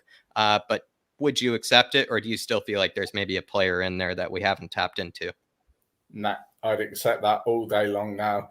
The guys fall from grace compared to when we played Real Madrid at Wembley has just been phenomenal. You know, it's, you know, then he was a starter for his national side. Now he's, you know, he's a starter Thursday in the Conference League. Premier League, I just, you know, unless you play him at his number 10, but I just don't think he's anywhere near good enough now. I think is. He's, you know, your Everton, you know, that sort of club. Newcastle's. Newcastle, yeah, I think, you know, but that could be kind of a nice signing for them, and it would reboost his career and stuff. But he's not good enough for Tottenham Hotspur anymore. And do you feel like as a follow up, like, what is it maybe that's it's tough to say, like, what would be maybe your like bare minimum that you would accept, you know, like, especially if we're gonna, you know, think about the man upstairs, like what would be the bid that you would accept, maybe as the bare minimum, let's say? I think if I'm right, he's got about 3 years left, so I think you've got to be looking around, you know, as homegrown talent, 35. I think now we would be lucky to get 35, but I'd still go back to that. The morning after Real Madrid, you know, we'd have taken 100 for him and still would have turned it down then. Whereas now he's such a country mile away. Yeah. There you go. Yeah. That's a great answer. I think 30, and maybe that's a great point as well, actually. The fact that homegrown tax also does always come into play, always comes into play. He has that, you know, that can increase the price.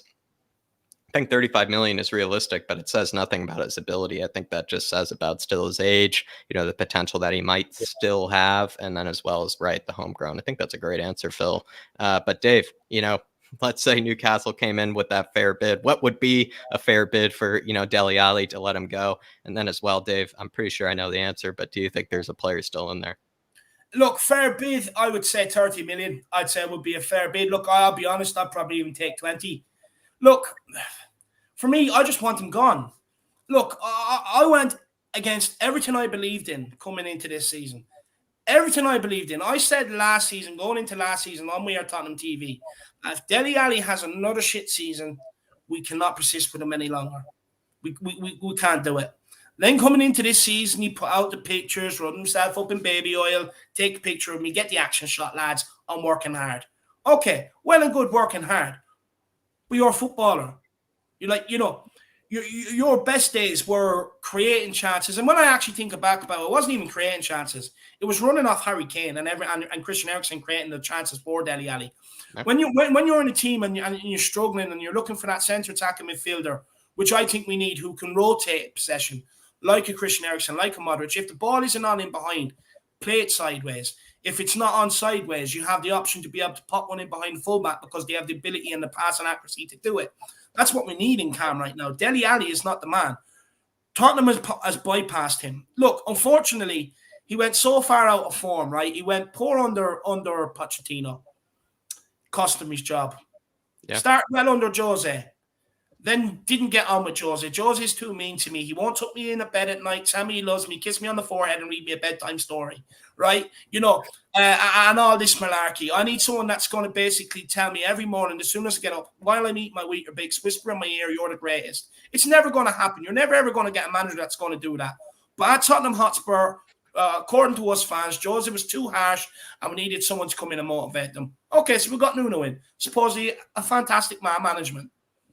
Yeah, this is what people were saying when he came in. All of a sudden, you hear the same old little sound bites coming towards the when we were losing the games. The dressing room finds him a bit cold, this, that, and the other. Look, as a football player, I always say it's up to you to look after your career. Yes, get your agent in to get yourself the best deals possible. Fine, I'm okay with that. But as you're always going to come across a manager who doesn't fancy you, and it's on you to prove he should be into his team. Right. You're never going to come across a manager that's going to play the exact same way as the previous manager did. It's up to you to work your way and play the next manager's style. That's what all the very best players across all Premier League teams that have played at the top flight all their career do. They're able to adapt. They're still able to get the best out of themselves, and they give you a 7, if not an 8 out of 10 every single week. They don't let all the off-field issues affect them. Oh, my washing machine broke last night. The missus pecking my head about how we're going to get clothes done. Sorry, guys, I'm mentally not at it today. I'm fed up with this crap at Tottenham Hotspur. I am fed up with it, right? It's at the end of the day, as a player, you have to be able to ignore all the other things. For God's sake, to have someone in the club who pays their Sky bill if they want the Sky bill to be paid, so that they don't have to sit there and listen to the shit music that we have to be able to, until you speak to someone to pay a bill, right? It's ridiculous. The pansy too. It's up to him to get the best out of himself. He has lost his way. And in losing his way, he's lost his ability. And the thing is, he's just no longer good enough to be here. But we also need to make a statement at this club that this is no longer accepted. We need to do the same with Ronald McDombele. We need to do the same with him. That this sort of mentality is not accepted. We are not a club that you're going to come to and we're going to beg you to pay. We're going to beg you to get out on that field and try and give it our all. And no matter what you do, we're going to keep persisting with you. No. If we want to compete with the likes of City, Manchester United, Chelsea, Newcastle from now on, and teams of that ilk who have more spending power than us, you cannot go down a route or where you are persisting with these players who cannot get themselves psyched up for a game. You have to ship them on. Make a statement and get rid of Dele Alli. Yep. He just wants a manager to tousle his hair, Dave. He just wants a manager to tousle the spider on his head. I'm not even having this whole, he's English. I do not care. Register a white. Register someone else from the underage team and take that English spot in the registration for the Premier League. Do it that way. But my God, get rid of him. Niall John. Because we're not setting in any good examples. It's not setting any good examples for any youth across any team in that club. Because if you're looking up at Dele Alli and he's your idol, you're going to think it's okay to go through these things and that no matter what, the club's going to persist you. But in fact, it's actually lying to them younger players too, because football is not like that. It is not like that. It's a cutthroat industry. And unfortunately, as bad as it is to say, if you have a weak mentality, you don't win things. You don't get to the very top of the game. and you're not going to be at a top club for very long. And unfortunately, Dele Alli has just proven everything why he shouldn't be at this club anymore. Nuno's come in, he's persisted with him, he's put him in positions, he's played him on the left, played him in the middle, played him on the left of a tree. It's not working. So therefore, get it gone. He's not that sort of player like a Harry Kane who had most goals and most assists last year that you have to make it work because he's your hope of getting somewhere. Dele Alli is not. Unfortunately, with Dele Alli's absence, he has proven that we can actually get by without him. And that's all his problem. That is his problem. So take your problems and fuck off to Sheikh Daddy's club. I'm fed up with him. There you go. And again, Dave, another great mic drop. A Clement saying, guys, Levy won't spend money. Then you suggest we will sell Dele. Which player will we buy? Listen, Clement, I would just say if we are able to sell Dele for 20 million, 30 million, that's a reason to head on over to our second channel, to our sister channel, flatcapeurotalk, because there are plenty of options that we give over there that are under the Levy budget. Even just recently, I released a video with Darius from Paxton Road where all of my suggestions for the January window as well as the summer window were all under a Levy budget. We're all under the Levy concept in mind. So there you go. I mean, there's a perfect video out there for it. Maybe just a quick suggestion. I would say Daicha Kamada from Eintracht Frankfurt, or maybe that guy, that Georgian guy we were linked with over the summer, Kavicha, Kravatsky Elia. I mean, I can't do it very well, that pronunciation, but there you go. I would say, Clement, those are two suggestions for you. And they're definitely both probably around the 20 million mark. Perfect. You just trade for a trade in terms of value. But there's your answer, Clement. And again, more reason to head on over to the second channel of ours. But moving on, everybody, we are going to look at maybe with the potential absences upcoming in this match. Phil, do you feel like that there are certain players in the squad that really have this perfect opportunity to step up? Let's say, I know Sonny, is getting a second negative, maybe tomorrow, if he were to play, that might mean no Bergwijn. But let's just say, just bearing in mind what we were thinking about last night, it was going to be no Sonny in our minds before we went to bed last night. Do you feel like that this could be an excellent opportunity for the likes of Bergwijn, Tanguy, or Harry Kane to step up in maybe ways that they haven't this season? Is this maybe the right time to do it? Yeah, I mean, realistically, every game is the right time to do it. They shouldn't be waiting. But yeah, Bergwijn coming back from injury, he looked sharp at the start of the season. He did. His finishing was a little bit off, but his all-round play, I thought he was looking good, and somebody that was quite near the top of the list for bringing on. Tanguy. Yeah, again, obviously he's another one. I think Dave said it similar with your Dele Alli. It's like, if you want to play here, play. If you don't, basically fuck off. We don't want to be wasting money on people. Like that. It's just almost at the point that I can't be bothered to speak about someone like Ndombele, because he's just, for 2.5 years, he's just taken the piss. He really has taken the piss. And for Harry Kane, yeah, I know there's a lot of clamour for let's drop him and do that. But if you're Newcastle sat there tomorrow and at 3:30 the team sheet comes in and you look at it and you're like, oh, no Harry Kane, that's a boost for them. Right. Because at some point, Harry Kane's off his game at the moment, but he hasn't lost all of that talent. So at some point, that's going to come back. It's going to drop into place, and he's going to be scoring. And I'm sure if he has a couple of opportunities, then he's going to be back in that team sheet. Back on the score sheet, and and his assists are there. So the three of them just need to be cracking on. Yeah.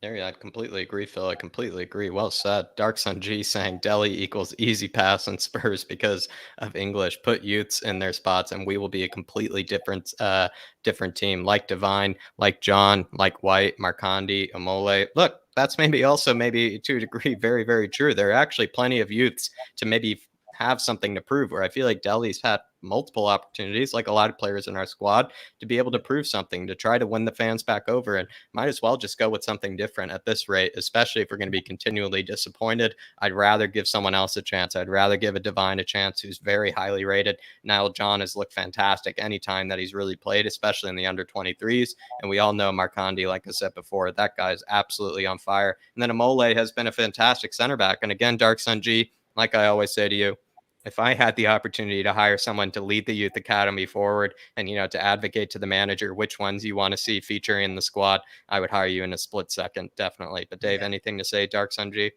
No, big up Dark Sun G. Look, again, easy pass, aka Winks. Look, another player that has lived off Tottenham just purely because he meets the homegrown and the English quota. cannot do this at this club anymore. You have Skip came through Tanganga. They can do that. Plus, they add something to the squad. Look, I agree with you. If these players don't want to do it, get them out. Get youths in that are going to do it, because you'd be surprised how much of you, their optimism, they're infectious, and their desire to break into the first team can push other players in their positions.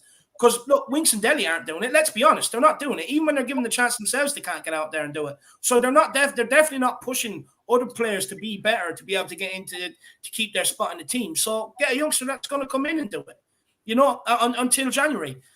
Look, for me, Dark Sun G, I love the way you constantly, you want the youngsters to come through. Look, I'm the same. I think we've got a very, very good crop of youngsters.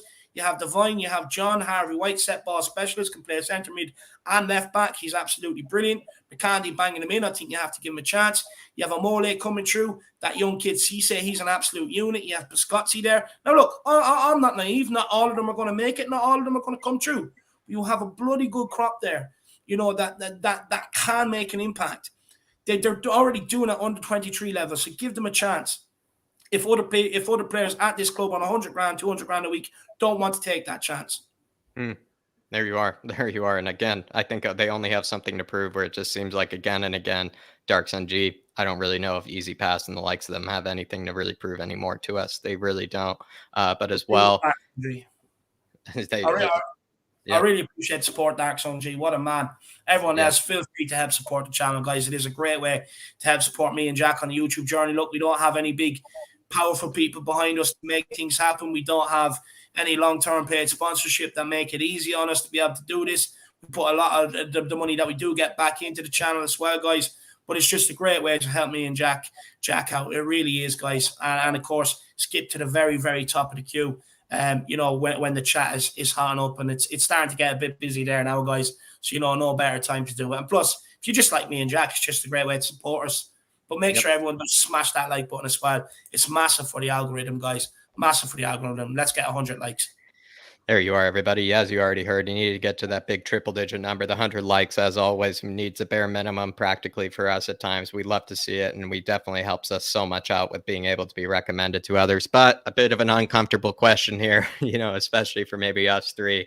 If Harry Kane doesn't produce this next match, let's say he doesn't get an assist or a goal here, Phil, would you be kind of losing your patience with Harry Kane at this rate? If you haven't already, I'm not sure what your stance is on Harry Kane, but would you start to be losing your patience? I would say losing, but not lost. The guy's a goal scorer, and if he's not scoring goals, then he's not doing what's expected of him.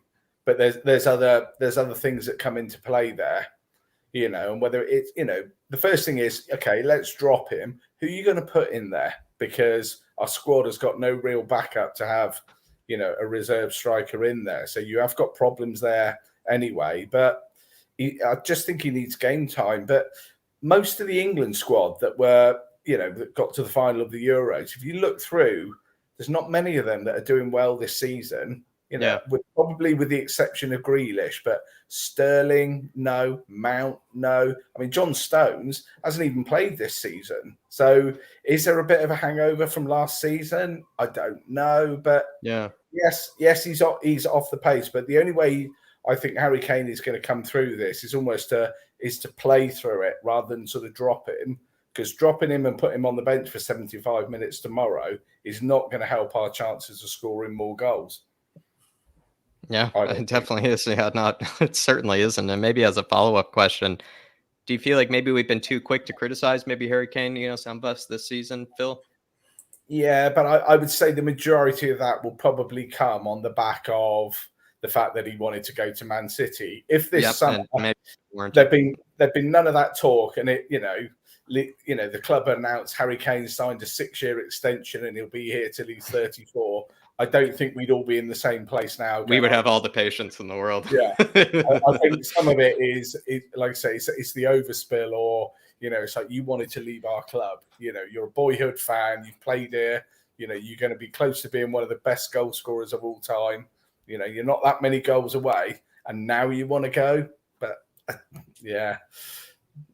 There it is. I completely agree, actually. I really actually completely agree, Phil, just because if he had the Sonny contract extension, he would just be all welcomed back into our hearts, and we all be saying, give Harry Kane time, give Harry Kane time. Kind of like, to a degree, and I hate to mention them even close to each other, but with the Boomayang, I would say, or a Booma bust, you might say. I feel like that was kind of the situation with there. The moment he signed that new contract, everybody loved him. Everybody thought, give him all the time in the world. He's going to come back strong. Some people probably still believe that over there in, the scum way. So, I think it's just a matter of circumstance, like you said. Really agree with you. Yeah, I mean, it's certainly the way we played those, his first 5 or 6 games in the Premier League certainly didn't suit the way he plays. You can't play him in a 3 up front. That's just idiotic. But we did differently last time, and he started to look a lot sharper in the last game. Couple of chances, a good setup for Lascelles. Yeah. So, and it just felt a better all-round performance from Harry Kane. Just a shame, obviously, for him, he didn't get his goal. But it's coming. There's no way we're going to be getting to near the end of the season and he's got to have had 2 or 3 goals. It just won't happen. It's Harry Kane. He's still one of the best, if not the best, in world football, isn't he? Yeah, even at 80% of Harry Kane, even if he's not fully there, I still feel like we'll still see close to 10 goals at least. I completely agree. And as well, that Lascelles chance, I still have nightmares over the way he tried to take that. I mean, honestly, I don't know why he couldn't have finished that. He had all the time in the world to just smash it top bins like he did against that Slovenian team. And he just decided to hit it on the floor for some strange reason when there were already 3 people on the line. I didn't honestly get it. And he deserved that assist. And but maybe David, Dark Senji, talking about that impact sub, I'm going to read it aloud. And I think you definitely, have a good response for it. And Dark Senji, I will say you've proved me plenty of times wrong when it comes to Harry Kane as that impact sub. But for this one, I think we need him. And he says, if Kane got assists, then I wouldn't mind him not scoring. However, he isn't getting goals or assists at the moment, which is why I want him as an impact sub. Yeah, look, first of all, your chief creator from last year, your top goal scorer for last 5 seasons, 6 seasons, you don't just drop him overnight and say, okay, you're an impact sub because it's not working out. You have to look into the reasons why you're not getting the best out of Harry Kane. First reason is you're playing him in a 4-3-3. You're looking to pin the ball to Harry Kane to hold it up between their defensive midfielder and the 2 centre-backs, right? To hold it up, spin, and play either Lucas or Son in behind, with no midfielders getting up to try and help him, to give him that option to relieve the ball and pass it backwards. So that's not working, okay? Mm-hmm. And it's very easy to shield against because, like I said, if you put him up against 2 centre-backs, just drop one CDM in front of him, it stops the ball, stops your pass into Harry Kane. He can't do nothing with it, right? So the formation wasn't working. But as well, you also have to remember, Harry Kane is not the same player he was 4 or 5 years ago, where he can do all the pressing. Unfortunately, with his injuries, and he's a big lad as well, he just doesn't have it in the legs anymore to do that constant pressing. He just cannot do it. But you look at all the great players that are aging, Ronaldo, everyone else, they don't do it anymore. He walks. It's just not in there. But with Harry Kane, look, it could be coming to the point where you think maybe number 10, play him in that centre attacking midfield role. Look, with Harry Kane, he's not making all them runs in behind anymore. He's not even that sort of player. He makes the odd run in behind. But the reason why it worked out so well for him is because he had a Christian Eriksen to be able to feed him that ball. He also had that confidence that he knew if he made that run, it was going to come. He would be found. The runs have stopped happening because he has no faith the ball's going to come. But he also can't keep running in behind the way he used to. So what's the best thing you can do for Harry Kane? Get him in a position where he's picking up the ball, running at goal. That's where he's most lethal, when he's facing the goal, not with his back to the goal, which is what Nuno wanted from him in the first couple of games. Harry Kane is lethal facing the goal. So get him into positions where he's facing the goal and he can pop the shots off. He's going to get you the goals. Get your wingers into positions where they can get the ball across into the box. They're going to find Harry Kane. He will get you the goals. It's that simple. Look, at Tottenham Hotspur, we are not in a position where we can turn around to Harry Kane and say, you're an impact sub. I would like to be in that position, but we're not City and Chelsea. We can't do it. We do not have the players. So, unfortunately, you have to play to Harry Kane's strength. But as a manager, why wouldn't you? When you know this guy's going to get you goals, it's simple. You provide him the chances, he's going to get you goals. Now, another thing people need to look at is the amount of chances we're creating per game. We're creating less chances now per game than what we did under Jose Mourinho and Pochettino. So, of course, these numbers are going to dwarf because you're not creating the chances. It's proven over the years, like Pochettino, like Mourinho, two great managers found a way to get the ball to Harry Kane. You get it to him, you provide chances, he's going to take them. It's that simple. We're now asking him to create the chances for others, create chances for himself, and finish the ball, and be the link-up man. It's an impossible task. It's an impossible task. That's why you need to switch to the 4-2-3-1, get either a Lascelles or somebody in there that can feed Kane, that can feed Son, that can feed Lucas, or drop Harry Kane into a position where he's facing the goal, where he's most dangerous, with his passing and his shooting. It's very easy just to say, drop Kane, sell him, make him an impact sub. Very, very easy to do that. Very easy to do that. But we have to remember, this is a guy that's carried the can along with Son and along with a couple of others for 5 years, but solely the goal responsibility he's carried on his shoulders for 5 years. Now, he's going through a bit of bad form and people want him dropped. People want to sell him to further agendas and everything else. Oh, his mind's not in it. Bullshit. The guy loves Tottenham Hotspur, but we also have to show him the love. And so when he looks at the crowd and he is down, he can say, that's who I do it for. And go and get after it. Inspire him. That's what we need to do. But we have to also remember, it's very easy just to say all these things. You have to look into it. We're not creating, like I said, we're not creating the chances. You're not getting Kane into his best positions. You're asking him to do 4 jobs, which is impossible to do. It's very easy to play against him with the job you're asking him to do because you just drop a midfielder in and shield that pass. We have to find a way to get him more included.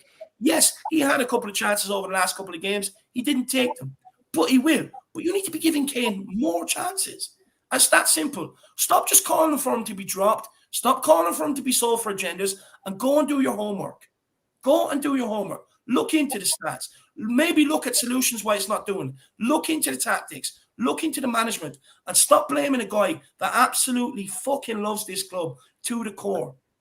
Wow, Dave, again, I would just say that is a damning argument for Harry there. That is a damning argument for him. And as well, it's a bit of a two-part relationship where the fans have shown him no respect, no love, and have really practically outcasted him, obviously because of the rumors, obviously because of, his interview with Gary Neville. But at the same time, he has done plenty. He has done plenty to win over the faith for us and to maybe earn a bit of respect and earn a bit of faith. But Dark Sun G, I really do appreciate, that he's being realistic at the same time where we would like to see more from him. I think I would like to have seen him get that assist though with Gio. I think he deserved that assist with Gio. And then as well, there was a cracking save from Emi Martinez, from time to time as well. Emi Martinez, a very, very, very good goalkeeper for Argentina as well as Aston Villa. He saved a lot of one-on-ones, which he, to a degree, I thought was Aston Villa's best player. I actually thought he was their best player last match. He actually kept them in the game, and maybe to a degree, if it were a Newcastle third-string keeper, as we might be seeing,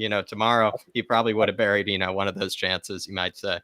I think Gio's one against Aston Villa. I think he was just doing an AB. I think he was just he wanted Kane to score because, if he walloped it like he did 3 days beforehand, that was going in the back of the net. But I seriously, the more I've looked at it, I think he just squared it back in for Kane. I think he was just looking out for his teammate.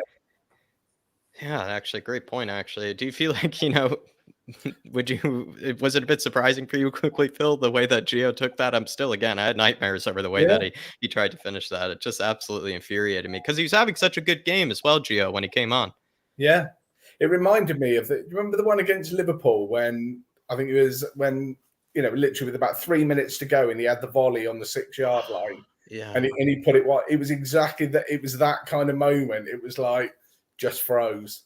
But yeah, I just, that's why it was nice to see him put his laces through it, the few days beforehand. And again, maybe that's a bit of the mentality chat that they have that, you're not going to score by not shooting. So shoot. And if the keeper saves it or you miss, then so be it. But at least you've had a chance.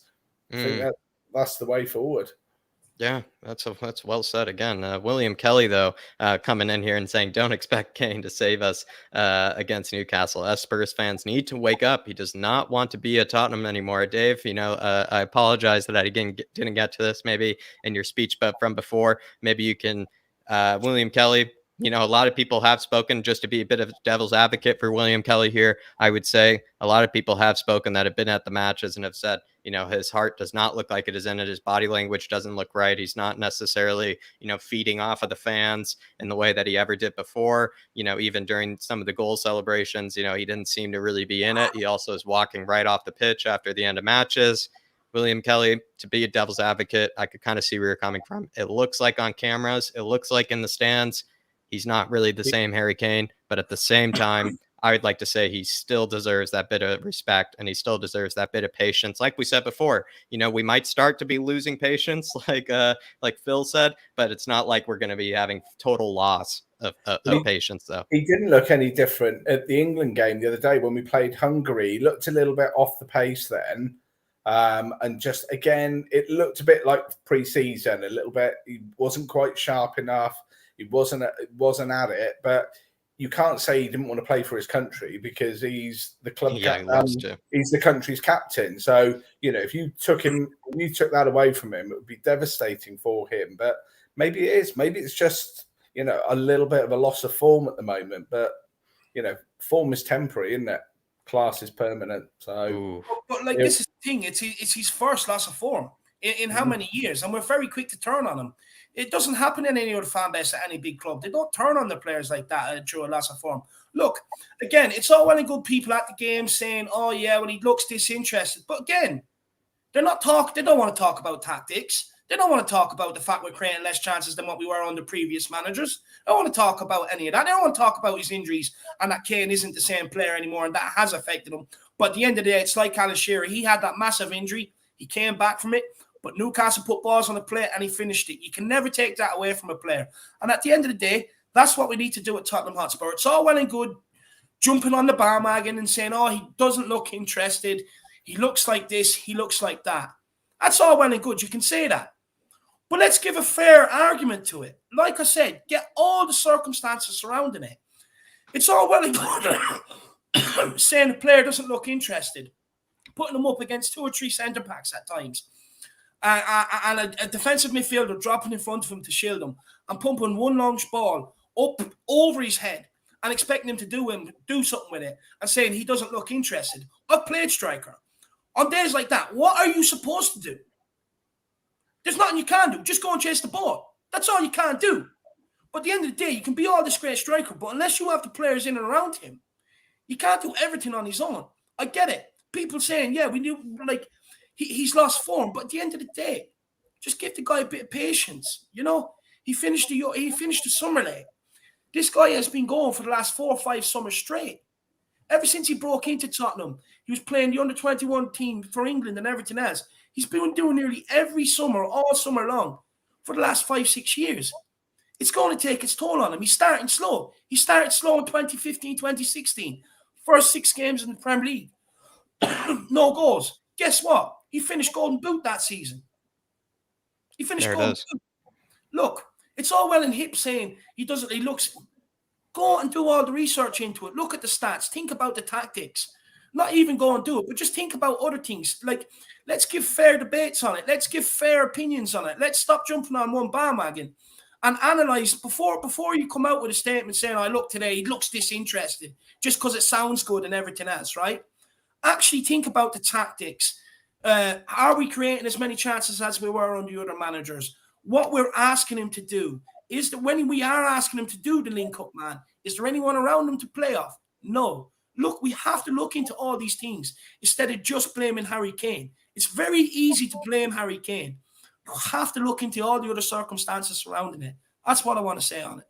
There you go, Dave. And, don't strain yourself. Don't get too animated over it as well, because you still have plenty of people. I'm already animated. But there it is, William Kelly. And, hopefully William Kelly, just to be a bit as devil's advocate for you, hopefully as well, I did bring up, that, I feel like at the same time, I see where you're coming from, because we've seen, maybe a bit of that body language not looking all right, just to be a bit as devil's advocate for you, William Kelly. Just quickly, William Kelly, we got the show coming for you at 9:30. So in 50 minutes time, we've got the show that you will love. Trust me, tune in, my man. He's going to love it. He's going to love it. But big yourself up, William Kelly. You're actually being very brave with that comment as well, being very, very brave. And Dark Sun G saying, I want him as an impact sub for his confidence. If he comes on as an impact sub and scores, that will raise his confidence. And then we start to score. Dark Sun G, like I said, you are a bit of a manager in that regard. You know, he wants to maybe be a bit of a Fergie kind of type. I think Dark Sun G is a bit of a Fergie type. He likes to be hard on him. But yeah, Dave. Yeah, look, I just want to say, look, I get the well-wish, I get the well-thought-out meaning behind it. But honestly, if you think dropping Harry Kane, a player who has started his whole career since he broke into the team, he's fit, he plays, dropping him is not going to give him any of that confidence. Trust me. It's not. It's going to make him get inside his head even more. He's going to lose confidence, and it's going to piss him off even more to the point where he's going to force a move in January. You can't do it. Look, I get it. It's a well-thought-out meaning behind it. But unfortunately, it's just not going to work with a player that is used to starting every single game he's fit. Harry Kane needs you in your corner, Dave. I mean, this is all coming from Harry Kane's barber, you know, David, right here. You know, it's the guy that knows him best. He knows every scalp, you know, every single inch on that guy's head. He knows every single part of him. So there you are, baby. You know, he really knows everything about him. You know, he's defending him to the hilt, and I absolutely love it. But as well, Dark Sun G, we saw it before. We did see it before as that impact sub. You know, he came on with a flash. He was doing runs. He was doing things that we haven't seen him do in maybe quite some time this season. But simultaneously, I feel like for this match, Dark Sun G, as much as you are the prophet, as much as you do kind of predict things ahead of time, maybe just for this match, considering maybe the potential absences, we're going to have to give him that chance as well, you know, starting as per usual. I kind of agree with a lot of arguments, and I know I'm kind of remaining too neutral on it, but that's just kind of sometimes the role that I have to play. But big yourself up, Someone Dark mention Sun G. Ndombele. If you're sick of Jack being neutral, mention Ndombele. And there it is. David getting right to me with that. Dark Sun G says, I mean, starts to score regular when he starts. You didn't have to put that in, Dark Sun G. Very, very nice of you. But yeah, I Dark Sun G, I think, again, you and William Kelly are actually bringing up some very brave arguments that are tough to say. They probably even hurt you guys to, you know, kind of put it in those kind of terms. But William Kelly in with the big one. Big yourself up, William Kelly. Really appreciate it. And also for standing up to David as well. He's standing up to David as well. He's going toe-to-toe with him. Tyson Fury, Anthony Joshua, you know, maybe which one, you know, is going to win this one. Not too sure. But William Kelly saying, why would he want to be here anymore with owners that don't invest? Also, body language doesn't lie. This manager is struggling to get the best out of these players. I don't blame Kane and never will. This mess is on Enoch and Levy. I kind of want to get maybe Phil in on this one before I go to Dave. Phil, maybe touch on the body language, you know, maybe touch on, you know, maybe the fact that, again, you know, William Kelly, we're just going to say tune in at 9:30, might go maybe a bit 15 minutes past it or something like that, but we'll be in around the 9:30 mark, you know, to talk about exactly what you're mentioning here, William Kelly. So if you're around, if you're up, if you know, are maybe having a bit of that Captain Morgan beside you, might as well join us for that show, William Kelly. So big yourself up. But Phil, I mean, what are your thoughts on maybe the fact that is Nuno not getting the best out of Harry Kane, and also maybe that body language that people keep referencing? Yeah, his body language isn't there, but I think we've touched on it. You know, if he's a striker who's paid to score goals, if you don't get the chances, then it's very difficult to score goals. I mean, I'll never forget, I went to the Watford game, and there was one point where he picked up the ball in our half, and there was only him and the two centre-backs, and every other Tottenham player was ahead of him. And you're like, what are you doing? But he must be just so frustrated because he had no chances or he couldn't do what he does best. You know, when he was at his peak, 15, 16, he had Dembele behind him with Eriksen feeding him. And it's like, you know, no offence, who's not scoring goals then? And, you know, these players have come and gone. And who have we replaced them with into the second half of William Kelly's message? Who have we replaced these people with? Because I don't see a new Eriksen in that squad. I don't really see a new Moussa Dembele. I know Højbjerg's good, but he's not, you know, he's not Dembele. He's not got that structure behind him. So it must be as frustrating as hell when he's thinking, if I was given the chances, I could score 30 goals this season. Give me some chances and I'll show you what I can do. And we go, I'll tell you what, let's try you doing something slightly different to what we know you can do the best and still see if you can do it. And actually, it's not. He can't play on the left of a front three. He hasn't got the pace. He's never really had pace. He's great at his long shooting. So, like David said, you know, maybe you do your 4-2-3-1, but you play the three of them ahead of him, and you maybe play him as the cap, sat in behind, because anything dropped off, Put he Son can up still front. make his runs. Put Son up front. Play Kane as a 10 and put Son up front, Phil. Yeah, that's the one. You think of how many, look at his goal for England against Poland, suddenly out of nothing, and, the swerve he got on that is 35 yards out. You pick up the ball and you're like, nothing's happening here. He's got nothing either side. 2 seconds later, it's in the back of the net. That's not a fluke. That's what he's done all of his career. That's what makes him a better striker than your likes of Lewandowski, because Lewandowski's not scoring a 35-yarder. He's scoring your headers in the box and your tap-ins, but Kane's got that extra dimension. Different. But we're trying to do it with him without giving him all the tools to be able to succeed. And ultimately, it's peeing Kane off because he doesn't look happy, and we're not getting the best out of the players that we have got. Yeah, that's a great point, actually. I think that's a great comparison to maybe just another world-class striker, where one of them is your typical number 9, that one that just finishes anything in and around the box that's put in front of him, where Harry Kane's the guy who just, even one of those goals, I think it was against Crystal Palace, if I remember, that first timer as well, that he just curled outside the box. That's just that was a ridiculous goal. Never seen a player hit it like that, honestly, in my entire life. And so I would say, Phil, that is a great mention of maybe something that he can do, that he can just create something out of nothing with just smacking it at the keeper from distance. It really can. Yeah. And maybe against a third string keeper tomorrow, even Woodman, the second string keeper, I have a lot of confidence. I have a lot of confidence going into it. But he's right there as well. Ina can leave it. And at the moment, I do believe Paratici, he's bought well. So we talked earlier about, your four defenders. And then you think next season in front of them, you've got, for those two positions, you've got Papa Sarr, Skippy and Højbjerg, right. But needs that little bit of creativity sort of at the front there. And I suppose they've tried with Dombele, but it hasn't really worked out. So maybe now they've got to try Lo Celso in the right position. Another one, you play him out of position and expect him to do really well. It's not going to work. People have their strengths. And if you play to the strengths, that's the only way you can do it. And when they're lacking confidence too. Yeah. Yeah, there you are, Phil. Great, fantastic answers. I think David, honestly, loving having you as well. As maybe a bit of backup for this. Again, you guys are complimenting each other like Sonny and Kane right now, complimenting each other like bread and butter. But again, William Kelly, I can't stress this enough. Please, if you are around, tune in for that the next episode that's coming quite shortly, because you really will, get your question there answered. And again, it's not only Nuno that's letting down Harry, it's obviously Enoch and Levy that have just continued to just let this guy down and continue to not support him and not even grant him a bit of competition as well, up front as well, which he probably does need. So William Kelly, I couldn't agree more. And as well, thank you for the big one. Thank you for the big one. Really, really big yourself up. Hopefully you're enjoying, your weekend as well, William Kelly. Hopefully you don't have too much work this weekend for you. I can hear myself through somebody, sorry. But William Kelly saying, I'm really worried about the Newcastle match. If they score early, we could be in real trouble. And this manager has shown his failure to change things. Yeah, that's a real worry. That is a real worry, especially with Nuno. He struggled against the weaker teams. I'll be honest, William Kelly, he has struggled against the weaker teams. He knows he has even a better record against the better managers, like the more kind of classier managers, the very tough minds of the world. He actually has a decent record against all of them. It's actually, kind of the more mediocrity of football that he seems to kind of struggle with to outsmart. He struggled to outsmart, the Kane manager of Arsenal. He struggled to, outsmart even Watford and Wolves as well. So kind of think about it that way. Like, it is a bit of a worry that we must take into consideration that Nuno does kind of struggle to change things when we're going up against weaker opposition.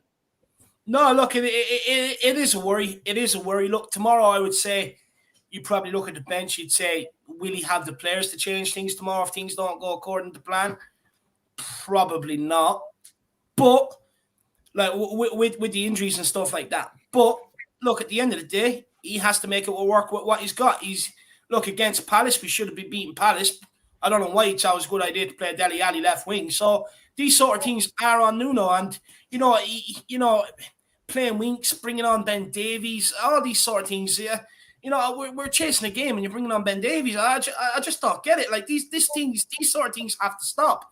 And look, he doesn't give me the confidence that he can change the game. But I'll be honest with you, had the same thoughts under Jose and they had the same thoughts under Poch. And when I looked at it, how can they change it when their bench is weak? They do not have the players from the bench to be able to affect the game. They can tell a player, bring him over, sit beside him. Look, this is what I want you to do. Go out, do this. Give him a fucking 3D visual of what exactly he wants him to carry out. But if the player can't carry it out and the player's not of good enough quality to carry it out, what can a manager do? So that's where I'm at with that, because when I look at it, you can't say Poch can't change a game from the bench. You can't say Jose can't change a game from the bench. And you can't say Nuno can't do it. The only thing I would say is Nuno probably has a bit of a better bench than what Poch had and what Jose Mourinho had. That's what I would say to that. But big up William Kelly. I really appreciate the support, my man. I really big yourself up. But look, Jack, we may crack on because we have another show in half an hour. So I was going to say score predictions now, fellas. Score predictions. And as well, Phil, maybe just to bear this in mind, if we do win, we've already been sitting 4 points off of the top, before, the fixtures started this weekend. If we were to grab 3 points here, do you see us potentially getting top 4? You don't even have to answer that if you don't want to, but where do you even see our season going? But first, give me that score prediction. And then as well, where do you see the season going? Maybe based off of that score prediction. Tomorrow, 3-1, very confident on that as well. If we go in with the right mentality, but I think we will. I think, on the back of the Villa game, I think it's all going for us. Top 4, I think it's going to be tough this year. It'd be a huge success. If you look at Chelsea, Man City, and Liverpool, to think of one of those 3 not making it into the top 4 is just, I just can't see it. I literally cannot see it. So there are a lot of good teams. I think you got Man U, West Ham, possibly Everton, Leicester, us all going for that other position, and maybe Man U have got a little bit more in depth, throughout their squad.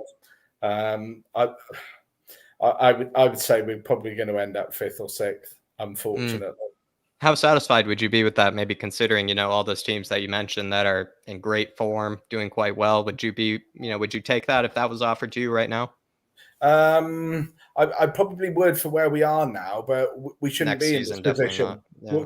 We shouldn't be in this position. The investment and all the, our forward line and everything that we had going for us has just been wiped away by poor transfers or lack of transfers. I mean, I still remember, we got to the Champions League final, but we did it on the back of no signings. I mean, how can a top flight club make no signings? You have to refresh when you're on top, and we didn't. We wait for us to go really poor or the fans to have massive outrage, and then suddenly we splash the cash, and it always feels that it was a little bit of a last-minute decision and we'll just spend a load of money. And it's like, we haven't thought about what do we actually need? We've needed central defenders for like 3 summers. And finally this summer we get one. And this summer they bought well, but we still only got the one. So I just think that investment side, and I know that's probably a whole heap of another show, but that investment just hasn't happened well enough for us. Like the clubs ahead of us, the ones that you're pretty much safely going to guarantee you're going to get the 4th. 2 Manchesters, Liverpool, Chelsea have invested year after year well, and their squad depth is so far ahead of us. Maybe not their first 11, but their squad depth is so far ahead of us, unfortunately. Great answer, though, because maybe if we're being realistic with what our prospects are, you probably would take 6. But is that something that we should be proud of? Is that something that makes you feel good? Absolutely not. No, absolutely not, because where we should be. That's a fantastic answer. And as well, very efficient, as always, Phil, with some of these great answers. And Dave, to you, what's your score prediction? And how do you see us maybe, taking in, whatever prediction you're going with? How do you see us using that for maybe the upcoming fixtures? Look, Jack, I'm gonna go Tottenham tomorrow. I'm gonna go 3-1 was from Phil. I'm gonna go 5-2. I'm gonna go 5-2. I think that we goes tomorrow. I do. That's a Leeds match, a Bielsa match. No, look, there has to come a point where Tottenham are going to be involved in a load of games, goals in a game, and tomorrow's the day. Look, I'm gonna go with Harry Kane to shut every Spurs fan up across the world.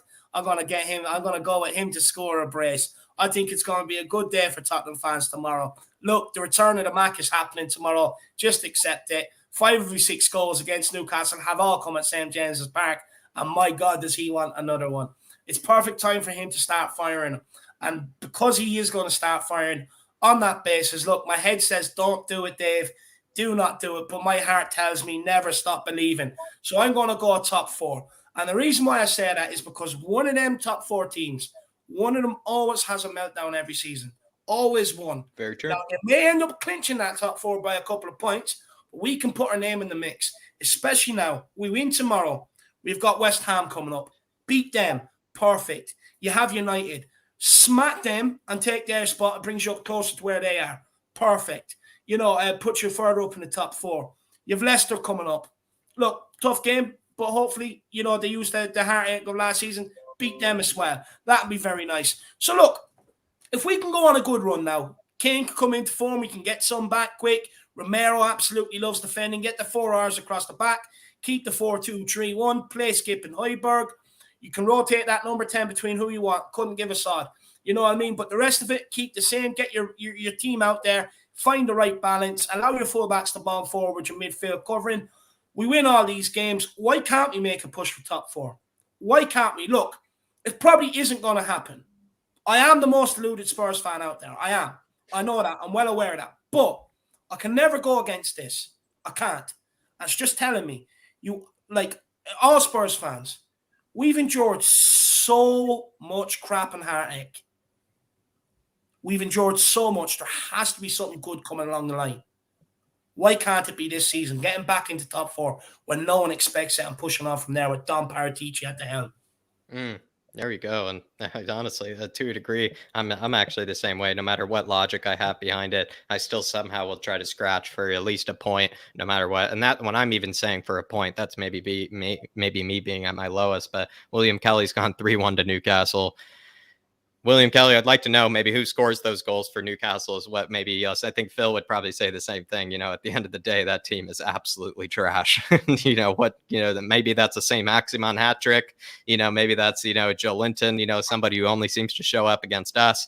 But I would say William Kelly, he's endured though a lot. He has endured a lot. And sometimes he just needs that bit of, he's almost maybe the opposite, Dave, where he wants to, think about it and more of a, like a downside, and then he's going to only see the upside in return. It's kind of like, predicting the opposite just so that you can be satisfied, with maybe, you being wrong. So William Kelly, I kind of see where you're coming with. I kind of do that, as well when I'm playing David in FIFA. I'd like to say, David, it's not me this match. I'm going to lose this one. And then I smack him 3-0, just to, get into his head about it. So maybe that's what William Kelly is probably thinking right there. It's just to, try to, right. You don't want to have high expectations. He wants low expectations. And then he just goes and gets met with something brilliant. So William Kelly, I kind of see where you're coming from, but I'm going to go 3-1 to Spurs. I'm going the complete opposite. Maybe, I'm going 3-1 to Spurs.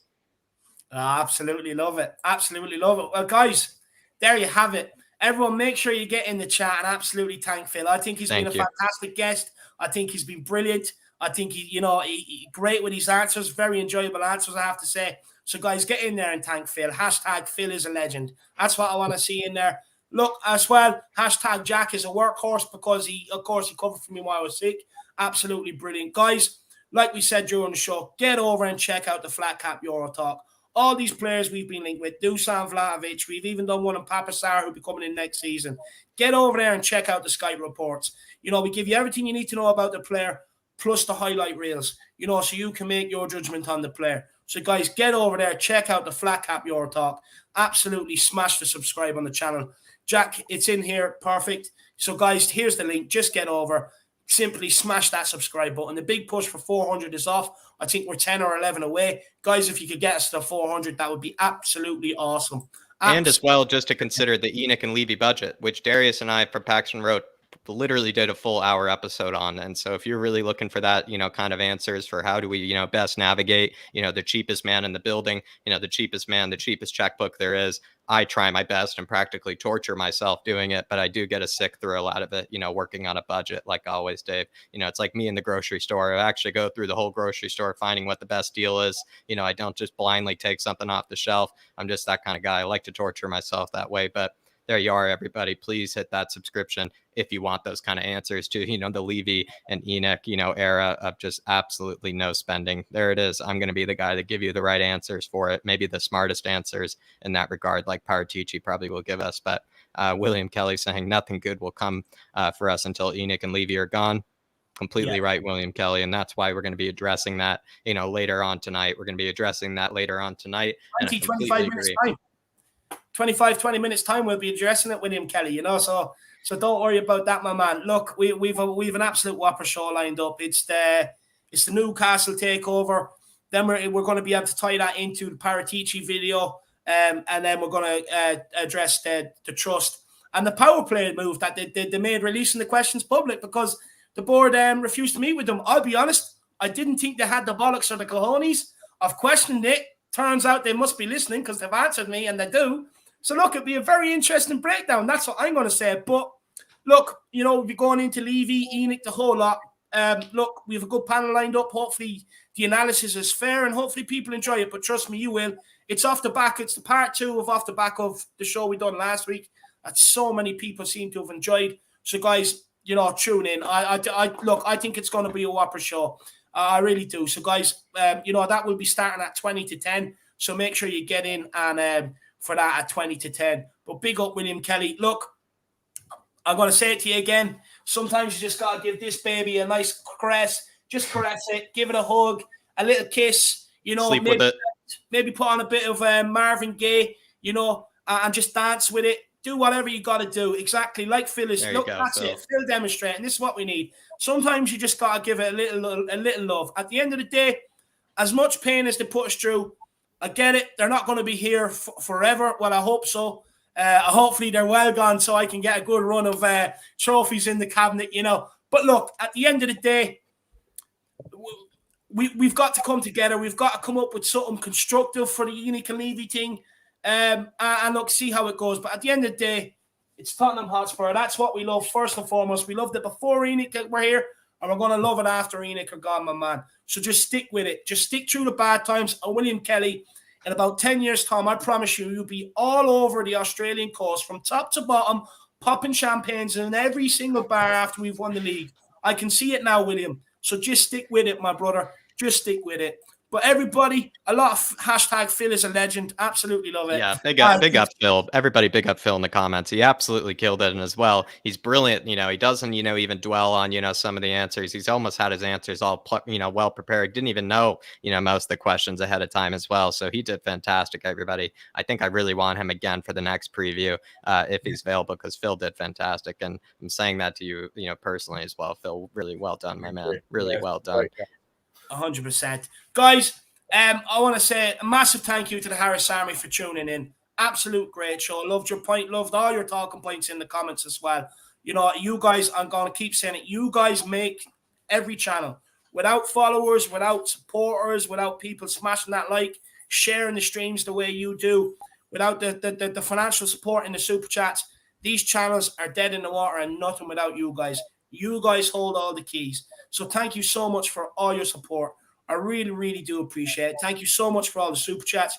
You have no idea how much it's badly needed. So thank you so much for that. A massive appreciation. Make sure you smash that like button. Make sure you smash that subscribe button if you're new. As always, no matter what, we're Tottenham Hotspur and we love it. Come on, you Spurs. Come on, you Spurs. See you in half an hour, guys. In Nuno we trust. Maybe. Everywhere we go.